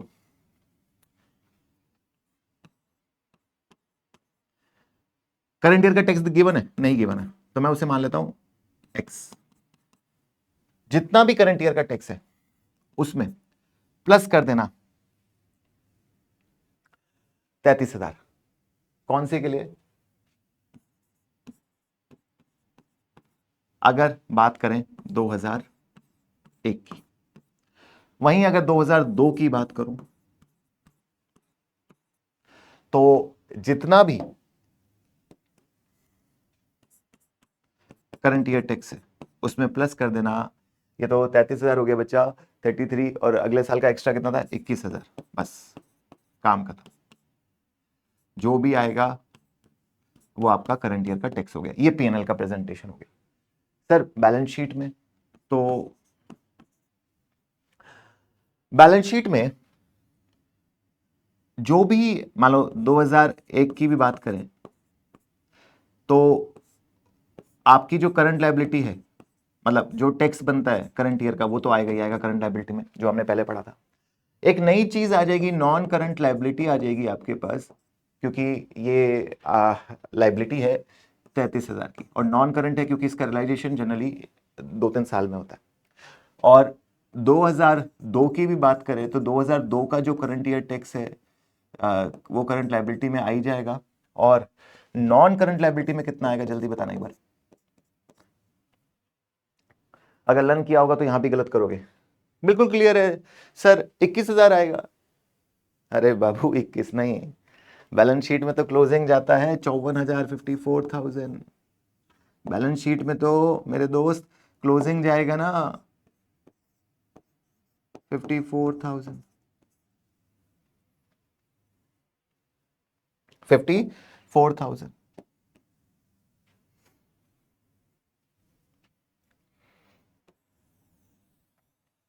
बैलेंस शीट में क्लोजिंग जाएगा। फॉर द ईयर तो पीएनएल में जाता है आज तक का। भाई पिछले साल 33 का था और फिर 21 और आया तो 54,000 की लाइबिलिटी होगी ना, मुझे पे करनी है जो फ्यूचर में, मेरी लाइबिलिटी बढ़ गई ना। एक्यूमुलेटेड डेप्रिसिएशन डालते हो बैलेंस शीट में, एक्यूमुलेटेड प्रोविजन डालते हो बैलेंस शीट में, एक साल का थोड़ी डालते हो बैलेंस शीट में बाबू। तो ये बात ध्यान रखना। तो ये था आपका सिंपल क्वेश्चन जिसके अंदर कोई कॉम्प्लिकेशन नहीं थी, सिंपल टेम्परेरी डिफरेंस, प्रैक्टिस करना उसकी। अब मैं आपके लिए लेके आ गया हूं थोड़ा कॉम्प्लिकेशन वाला आइटम। क्या कहता है, ऑन 1 Jan 2018, इसमें रिवैल्यूएशन डाल दिया है मैंने, रिवैल्यूएशन का चस्का डाल दिया है, तो थोड़ा सा रिवैल्यूएशन से बच्चों को कंफ्यूजन हो जाती है, तो वो भी नहीं छोड़ेंगे आज। तो 1 Jan 2018, Leo limited revalued its land for the first time. The land was bought 6 years ago for 65,000. कितने का लिया था? 65,000 का। On 1 Jan 2000, the land market value was 80,000. ओहो, 80,000। कहता है the income tax provision for the year and. अच्छा, income tax का प्रोविजन भी दिया इसमें तो 19,400, मतलब current year tax. Income tax provision मतलब जो अभी तक मैं आपको करंट ईयर टैक्स नहीं पढ़ा रहा था, वो ओवर अंडर तो नहीं दिया हुआ। द डिफरेंस, अच्छा टेम्परेरी डिफरेंस निकाल के दिया हुआ 27,000 का। टेम्परेरी डिफरेंस आपका पहला स्टेप काम हो गया, 27,000 निकाल के दिया हुआ है। द ओपनिंग बैलेंस भी दिया हुआ है 2600 का, और कहता है इनकम टैक्स का रेट है 25%, करके दिखाओ। देख लो क्वेश्चन को, क्वेश्चन बड़ा मस्त प्यारा प्यारा क्वेश्चन है। इसमें रिवैल्यूएशन है। अच्छा, ये जो 27,000 है ना, ये रिवैल्यूएशन के बाद का अमाउंट है, मतलब 80,000 अपन ने कैरिंग वैल्यू क्या मानी है, 80,000 तब निकाला ये। अच्छा, दो कैरिंग वैल्यू हो सकती है, एक कैरिंग वैल्यू 65,000 हो सकती है, एक 80,000 हो सकती है। अभी बता देता हूं, जब भी रिवैल्यूएशन का क्वेश्चन होगा, कैरिंग वैल्यू रिवैल्यूएशन के बाद की लोगे, रिवैल्यूएशन को इंक्लूड करके। अच्छा, टैक्स बेस के लिए, टैक्स के लिए नहीं, टैक्स इस रिवैल्यूएशन को नहीं मानता। टैक्स के लिए जो कैरिंग वैल्यू ली जाएगी या डेप्रिसिएशन जो लगेगा वो 65,000 रुपए लगेगा। ये कंसेप्ट पॉइंट ध्यान रखना। इजी सी बात है वैसे, इस क्वेश्चन में तो आपको टेम्परेरी डिफरेंस निकाल के दे दिया, ना दिया हो निकालना पड़े तो उन बच्चों के लिए बता रहा हूं। जब आप कैरिंग वैल्यू लोगे और टैक्स बेस में कैरिंग वैल्यू लोगे, टैक्स के अकॉर्डिंग कैरिंग वैल्यू लोगे, तो यहां पे कैरिंग वैल्यू हमेशा लेना आफ्टर रिवैल्यूएशन, मतलब इंक्लूडिंग रिवैल्यूएशन प्लस रिवैल्यूएशन, और यहां पे लेना हमेशा ओरिजिनल, क्योंकि इनकम टैक्स डिपार्टमेंट कहता है कि मैं रिवैल्यूएशन को नहीं मानता, जब तक असेट बिकेगा नहीं तब तक मैं उसकी वैल्यू उतनी ही मानूंगा जितनी है। मैं मार्केट वैल्यू को आज इनकॉर्पोरेट नहीं करूंगा। देखो रिवैल्यूएशन का कंसेप्ट क्या होता है, रिवैल्यूएशन कहता है कि मेरी बिल्डिंग 10 करोड़ की मैंने खरीदी थी, आज 15 की हो गई, तो मैं 5 करोड़ का गेन दिखाना चाहता हूं। Debit asset credit gain, 5 crore से मैं अपने एसेट को बढ़ाना चाहता हूं। तो अकाउंट्स तो एसेट दिखाएगा 15 करोड़ का, बट इनकम टैक्स एसेट कितने का दिखाएगा, 10 करोड़ का। तो डिप्रीशिएशन भी 10 पे लगाएगा और ये डिप्रीशिएशन भी 15 पे लगाएगा। तो ये बात ध्यान रखना, रिवैल्यूएशन से ये दोनों में ये डिफरेंस आ जाता है कि टेक्स्ट बुक्स लेगा वैल्यू ओरिजिनल जो विदाउट रिवैल्यूएशन है, 10 करोड़ की आपकी बिल्डिंग थी, ये लेगा विद रिवैल्यूएशन। बट ठीक है, वो कोई इतना परेशान होने वाली बात नहीं है, आप सब अकाउंटेंट हो, उतना कैलकुलेशन आप मैनेज कर लोगे कि फिगर यहाँ पे 80,000 लेनी है, वहां 65 लेनी है, बट अपन को कुछ करना ही नहीं है। इन्होंने तो अपन को 27,000 निकाल के दे दिया और लिखा क्या है, इंक्लूडिंग लैंड रिवैल्यूएशन। तो ये वो वाला 65 का डिफरेंस नहीं है, कैरिंग वैल्यू कितनी ली गई है 80, और आपको भी यही करना है। जब भी टेम्परेरी डिफरेंस निकालना है तो temporary difference value with revaluation, value without revaluation का निकालना है, और डिप्रीशिएशन लगा के अगर जरूरत है तो। लैंड पे तो डिप्रीशिएशन नहीं लगता, तो इस क्वेश्चन में डिप्रीशिएशन मिक्स नहीं हुआ है, सिर्फ रिवैल्यूएशन आया है। तो देखो difference between carrying amount and tax base is 27,000, opening balance अपन को दिया हुआ है, तो ठीक है, करना बहुत आसान है।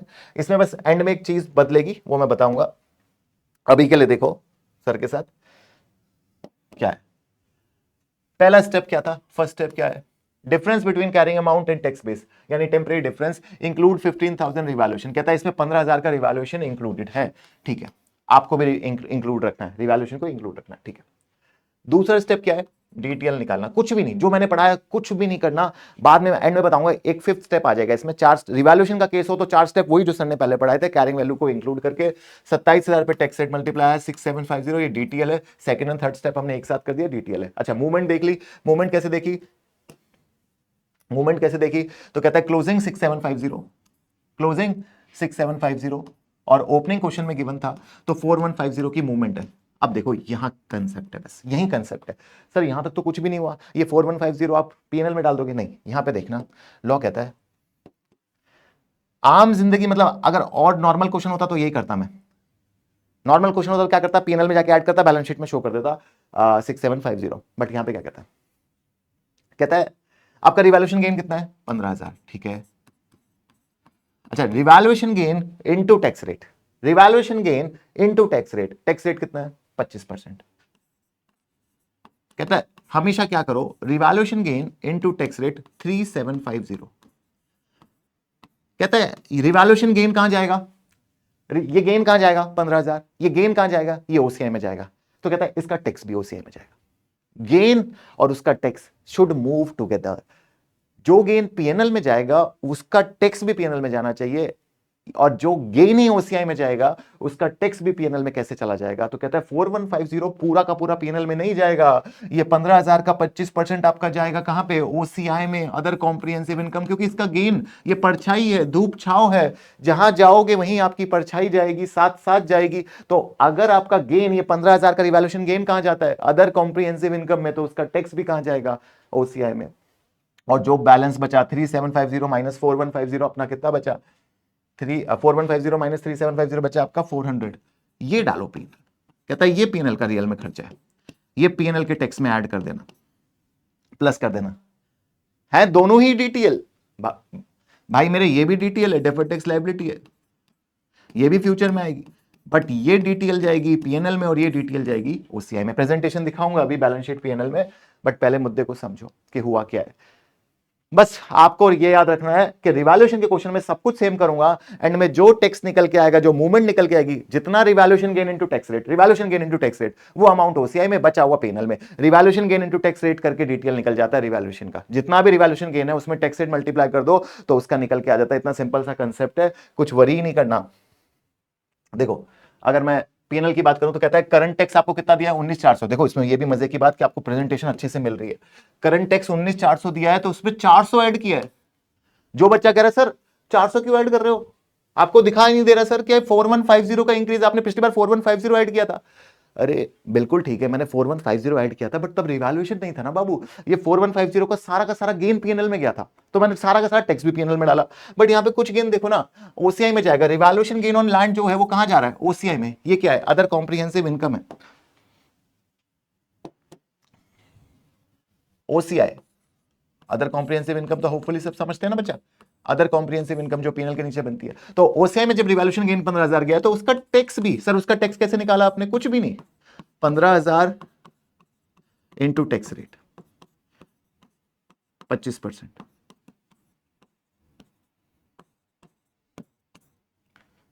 डाल दिया 3750। तो उसका गेन और ओसीआई दोनों साथ साथ, ये बचा 11,250 और जो बचा हुआ है वो यहां डाल दिया, प्लस कर दिया,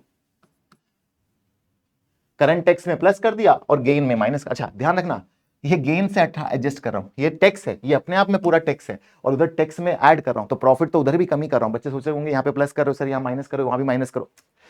अरे वो एक्सपेंस है, एक्सपेंस में एक्सपेंस ऐड हो रहा है ताकि वो प्रॉफिट को कम करे। 19,400 इज एक्सपेंस, 400 से और बढ़ रहा है और ये प्रॉफिट है जो कम हो रहा है। समझ रहे बात को? ठीक है, बाकी बाकी तो कोई हाल दिल है ही नहीं। रिवैल्यूएशन सरप्लस आपका 11,250 और नॉन करंट लायबिलिटी में डेफर्ड टैक्स कितना आ जाएगा? 6,750। करंट लायबिलिटी में 19,400 का टैक्स आएगा। अच्छा बैलेंस शीट में तो पूरा ही जाएगा ना, बैलेंस शीट में थोड़ी आप ओसीआई को और उसको अलग करके दिखाओगे। बैलेंस शीट में रिवैल्यूएशन सरप्लस में माइनस करके आपका रिवैल्यूएशन 11,250 का हो गया और डेफर्ड टैक्स लायबिलिटी पूरी 6,750 की आएगी जो डिटेल बना। तो कुछ भी नहीं है, रिवैल्यूएशन में हल्का सा चेंज है, वो चेंज आपके साथ सर ने करके दिखा दिया। होपफुली सब बच्चों को ये कंसेप्ट बिल्कुल प्यारे तरीके से क्लियर हो गया। और इस एग्जांपल को करो, बात एक बार करो, 2 बार करो, 3 बार करो, फिर कुछ और करो।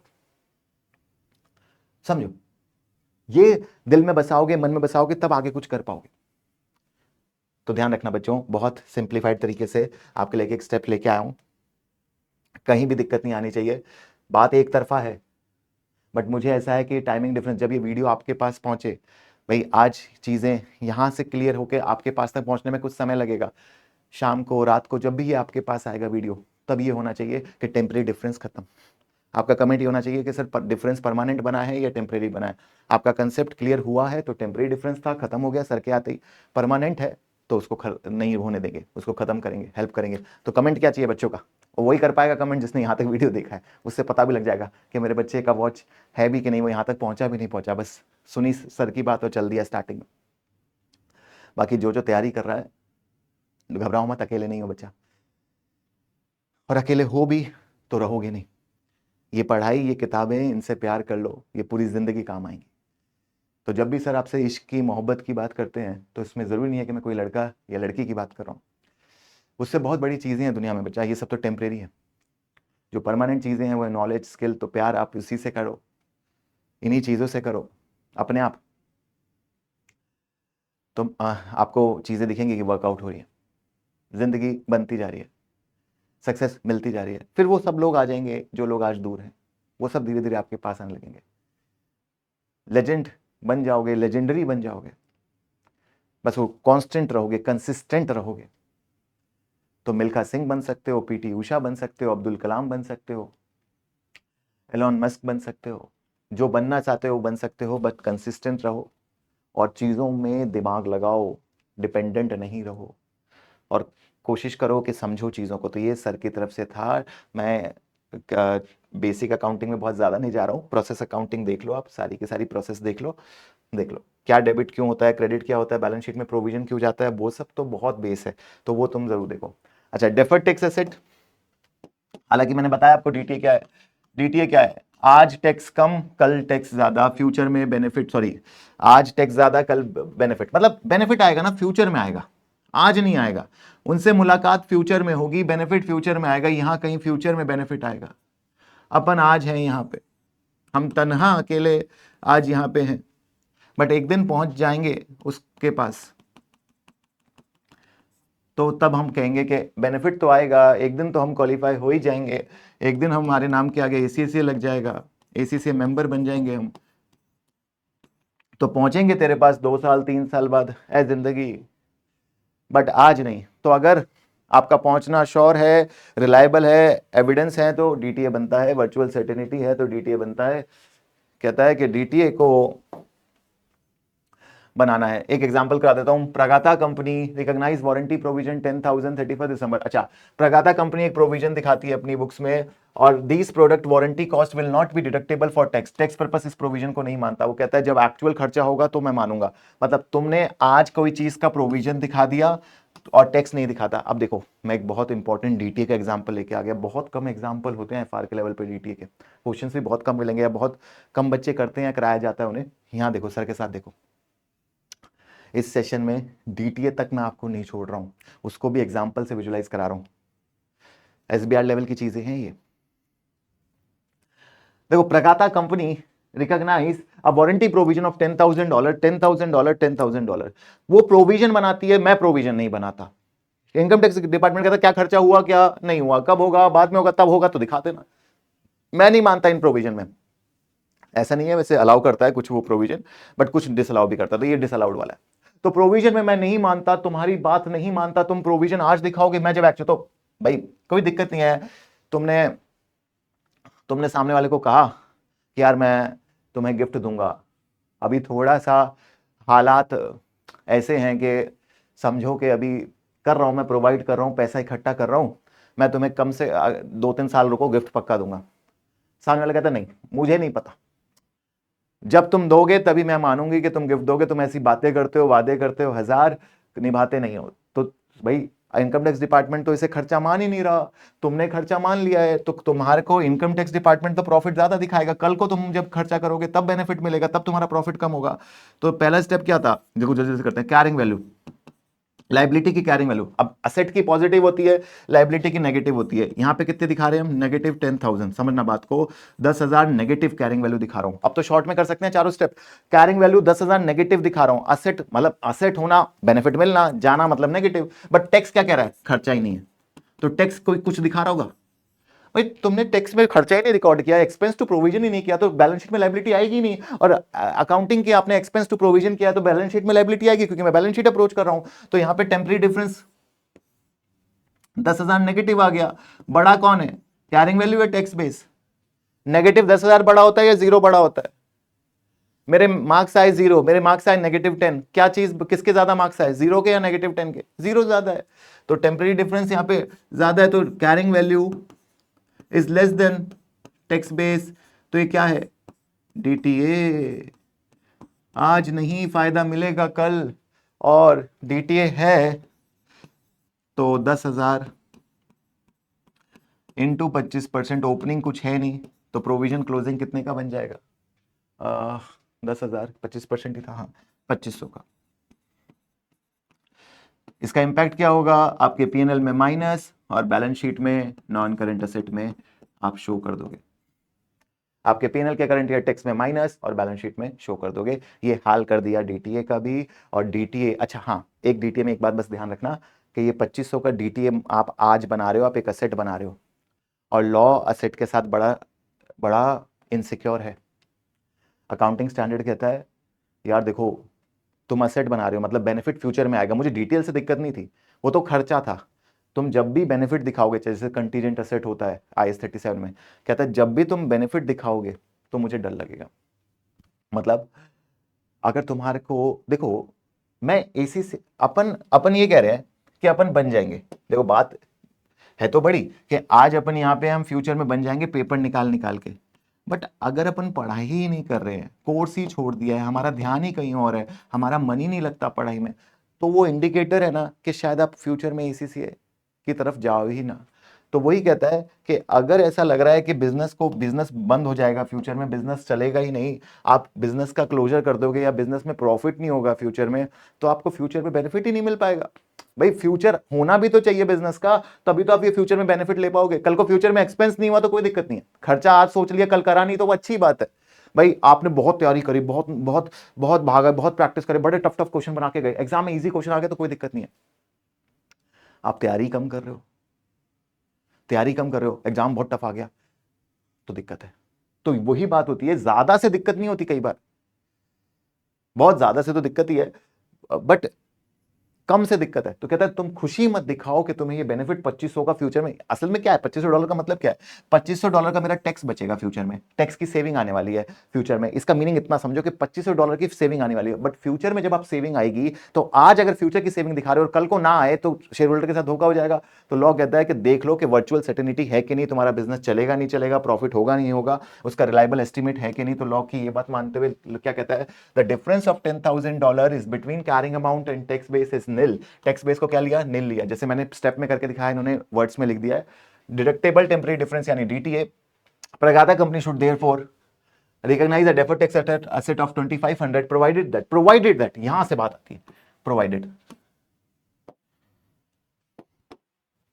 ये DTL के लिए नहीं था ये word, that is probable that entity will earn sufficient taxable profit in the future period to benefit from reduction in tax। कहते प्रॉफिट ही नहीं होगा बाबू तो बेनिफिट मिलेगा कैसे, चीजें ही नहीं होंगी तो मिलेगा कैसे, शादी करने जा रहे हो, दुल्हन ही नहीं है तो शादी होगी कैसे, दूल्हा ही नहीं है तो शादी कैसे होगी, खुद से थोड़ी होगी।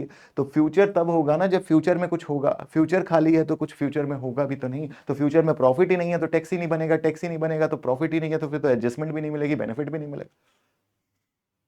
तो प्रॉफिट होना चाहिए, धंधा होना चाहिए, ठीक है। अच्छा एक चीज और, अब कुछ इंपॉर्टेंट पॉइंट यहाँ पे, ये 2 पॉइंट मैं आपके लिए लेके आया हूं, 2 पॉइंट है इसमें, एक तो लॉसेस का पॉइंट है अपने आप में पहला पॉइंट, और दूसरा पॉइंट यहाँ पे है ये। तो ये वाला तो मैं आपको बता ही दिया कि लेटेस्ट टैक्स रेट यूज करना है, ये एग्जांपल है 28%, और ये नोट मैंने आपको दे दिया। अगर आपको लॉसेस हो रहे हैं आज तो भी हम डीटीए बनाते हैं, याद रखना, लॉसेस पे भी डीटीए बनता है जितना रिवर्स हो सकता है। कहता है if an entity has unused tax losses to carry forward, मतलब आपको लॉसेस है तो लॉसेस भी क्या होते हैं, फ्यूचर में जाके सेट ऑफ होते हैं। लॉसेस में क्या है कि आज तो आप पे टैक्स नहीं लगता, बट गवर्नमेंट कहती है कि क्योंकि आप लॉसेस कर रहे हो तो इन लॉसेस को मैं फ्यूचर के प्रॉफिट से सेट ऑफ कर दूंगी, कल भी टैक्स नहीं लगेगा। तो धंधा कहता है, बात कहता है सर ये तो डीटी वाली बात हो गई, आपको कल को टैक्स कम देना पड़ेगा क्योंकि आज आपका खर्चा कल को सेटअप होगा तो फ्यूचर में बेनिफिट आने वाला है। तो लॉ कहता है हाँ बात सही है, इनकम टैक्स लॉसेस से भी डीटीए, इनकम टैक्स लॉसेस के लिए रट्टा लगा लेना, हमेशा डीटीए बनता है, डीटीएल नहीं बनता कभी भी। बट लॉसेस कभी तभी बना पाओगे ना जब फ्यूचर में प्रॉफिट होगा, तो जितना प्रॉफिट होगा उतने का ही डीटीए बनाना है।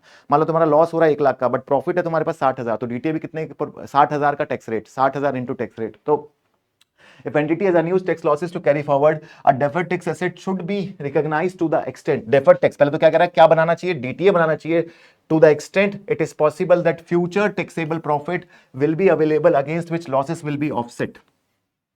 भाई आज मुझे लॉस हो रहा है, लॉस हो रहा है, लॉस लॉस लॉस, मैं ये खुश हूं कि मैंने मोदी जी से पूछा, मोदी जी कह रहे कोई बात नहीं, लॉस होता है जिंदगी में, नुकसान होता है, करते जा, कल प्रॉफिट आएगा तब सेट ऑफ कर लेना इन लॉसेस को, कल प्रॉफिट आएगा तुम सेट ऑफ कर लेना।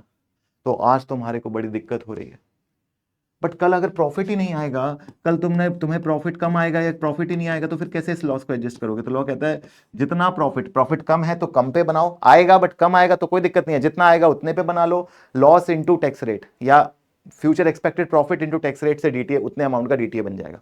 तो यहाँ पे टेम्परेरी डिफरेंस पहले दूसरे स्टेप की कोई जरूरत नहीं है, याद रखना लॉस जितना भी है उतने लॉस पे टैक्स रेट मल्टीप्लाई करके बना लेना। अगर क्वेश्चन कहता है कि मान लो 1 लाख का लॉस है, क्वेश्चन कहता है 10% टैक्स रेट है और पूरा का पूरा 1 लाख लॉस रिकवर हो जाएगा तो 10,000 का बनाना। बट लॉ कहता है 1 लाख का लॉस है, प्रॉफिट फ्यूचर में सिर्फ 60,000 होगा, तो 60,000 का 10% यानी 6,000 बनाना। तो जितना फ्यूचर में प्रॉफिट होगा उसका बनेगा। दो बातें सर, क्यों लॉस पे डीटीए क्यों बनेगा, क्योंकि बेनिफिट कब मिल रहा है, ये लॉस कब एडजस्ट होगा फ्यूचर में। तुम्हारा आज का लॉस पे ये लॉस गवर्नमेंट कहता है तुम कैरी करके फ्यूचर के प्रॉफिट से एडजस्ट कर सकते हो। अगर तुम्हारा प्रॉफिट 1 लाख का है और लॉस 10,000 का है तो तुम्हारा प्रॉफिट 90 का माना जाएगा, तो टैक्स गिर गया, तो फ्यूचर में बेनिफिट मिलेगा। बट फ्यूचर में प्रॉफिट ही नहीं है, फ्यूचर में प्रॉफिट ही कम है, तब गवर्नमेंट कहती है कि यार मत बनाओ, उतना बनाओ जितना प्रॉफिट एक्सपेक्टेड है, पूरे लॉस का मत बनाओ। और रेट कौन सा लेना, लेटेस्ट। तो ये पॉइंट मैंने आपसे डिस्कस कर लिया। ये आपका IAS 12 है बच्चा। हाँ फाइनली प्रेजेंटेशन पे भी थोड़ी सी बात कर देता है, तो वो भी जल्दी से आपको बता देता हूं। प्रेजेंटेशन को लेके IAS 12 ये कहता है कि दोस्त मेरे, हमदर्द मेरे, कहता है deferred tax liability and asset are presented in non current asset on the financial position. कहता है ठीक है, डीटीएल डीटीए को नॉन करंट में दिखाना है, और नॉन करंट में दोनों बातें आ जाएंगी, आपको बता दिया ऑलरेडी, एनसीएल और एनसीए। ठीक है सर, बात तो सही है। कहते हैं तुम अलग अलग हो, क्या तुम दोनों को हम सेट ऑफ करके नेट करके दिखा सकते हैं। मान लो 10,000 का डीटीएल है और 8,000 का डीटीए है, तो क्या मैं नेट करके 2,000 का डीटीएल दिखा सकता हूं, क्या नेटिंग अलाउड है। तो जनरली नहीं, बट कहता है दो कंडीशन है, अगर आपके पास लीगल राइट है और सेम टैक्स अथॉरिटी है, मतलब आपके पास परमिशन है इसको एडजस्ट करने की, म्यूचुअल कंसेंट है, गवर्नमेंट से, टैक्स डिपार्टमेंट से आप कंसेंट ले चुके हो, और डीटीए डीटीएल दोनों एक ही टैक्स डिपार्टमेंट का है, एक नहीं, एक यूके का है, एक यूएस का है, ऐसा नहीं होना चाहिए, दो अलग अथॉरिटी नहीं होनी चाहिए। DTA DTL arise to same tax authority, means benefit भी उसी अथॉरिटी से मिलेगा जिस अथॉरिटी को आपको पे करना है, तो आप एडजस्ट कर सकते हो उनसे परमिशन लेके, वरना आप एडजस्ट नहीं कर सकते, दोनों को अलग अलग दिखाना है। तो प्रेजेंटेशन याद रखना, DTA DTL can not be adjusted and shown net in the balance sheet. जैसे कई बार अपन कहते हैं ना इनपुट टैक्स और आउटपुट टैक्स को नेट ऑफ कर दो इनडायरेक्ट टैक्सेस में, जिसने पढ़ रखा हो, नहीं भी पढ़ रखा तो कुछ और बात करें तो जैसे हम सेल्स में से सेल्स रिटर्न को नेट ऑफ कर देते हैं और नेट सेल्स दिखाते हैं, तो वही बात कहता है लॉ कि यहाँ नेट ऑफ नहीं कर सकते, डीटीए में से डीटीएल नेट ऑफ नहीं होगा, क्योंकि हो सकता है डीटीए कुछ अलग साल में रिवर्स हो, किसी और ईयर में रिवर्स हो, डीटीएल किसी और ईयर में रिवर्स हो, डीटीए किसी और अथॉरिटी का है, डीटीएल, अरे दो अलग अलग खर्चों को थोड़ी फिर तुम कर सकते हो। बट हाँ, deferred tax asset and liability relate to tax levied by same tax authority, दोनों तरफ सेम टैक्स अथॉरिटी है, and entity has legal enforceable right to set off current tax and current tax liability, और आपके पास legal right है। तो ये आपका पूरा IAS 12 है सर की तरफ से। बच्चों क्या है IAS 12 में, सर ने क्या क्या बता दिया? तो पहले आपको बताया करंट टैक्स, लंबा लेक्चर हो गया थोड़ा, तो कोई दिक्कत नहीं है, चीजें थी, अपनी कोशिश यही है, देखो सॉरी लग रहा है अपना भी चेकअप कराना पड़ेगा, इंपेयरमेंट आ रहा है। देखो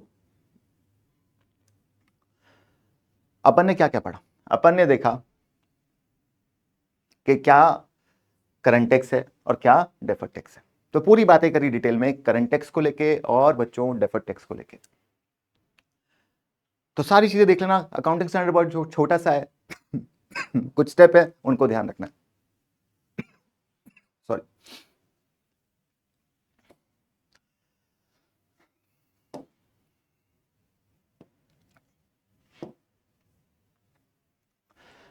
तो बच्चों इसी के साथ थैंक यू कहते हैं सर, अलविदा लेते हैं, मिलेंगे एक और नए अकाउंटिंग स्टैंडर्ड में कुछ नई बातों के साथ, इसी सिंप्लीफिकेशन के साथ, इसी मस्ती के साथ।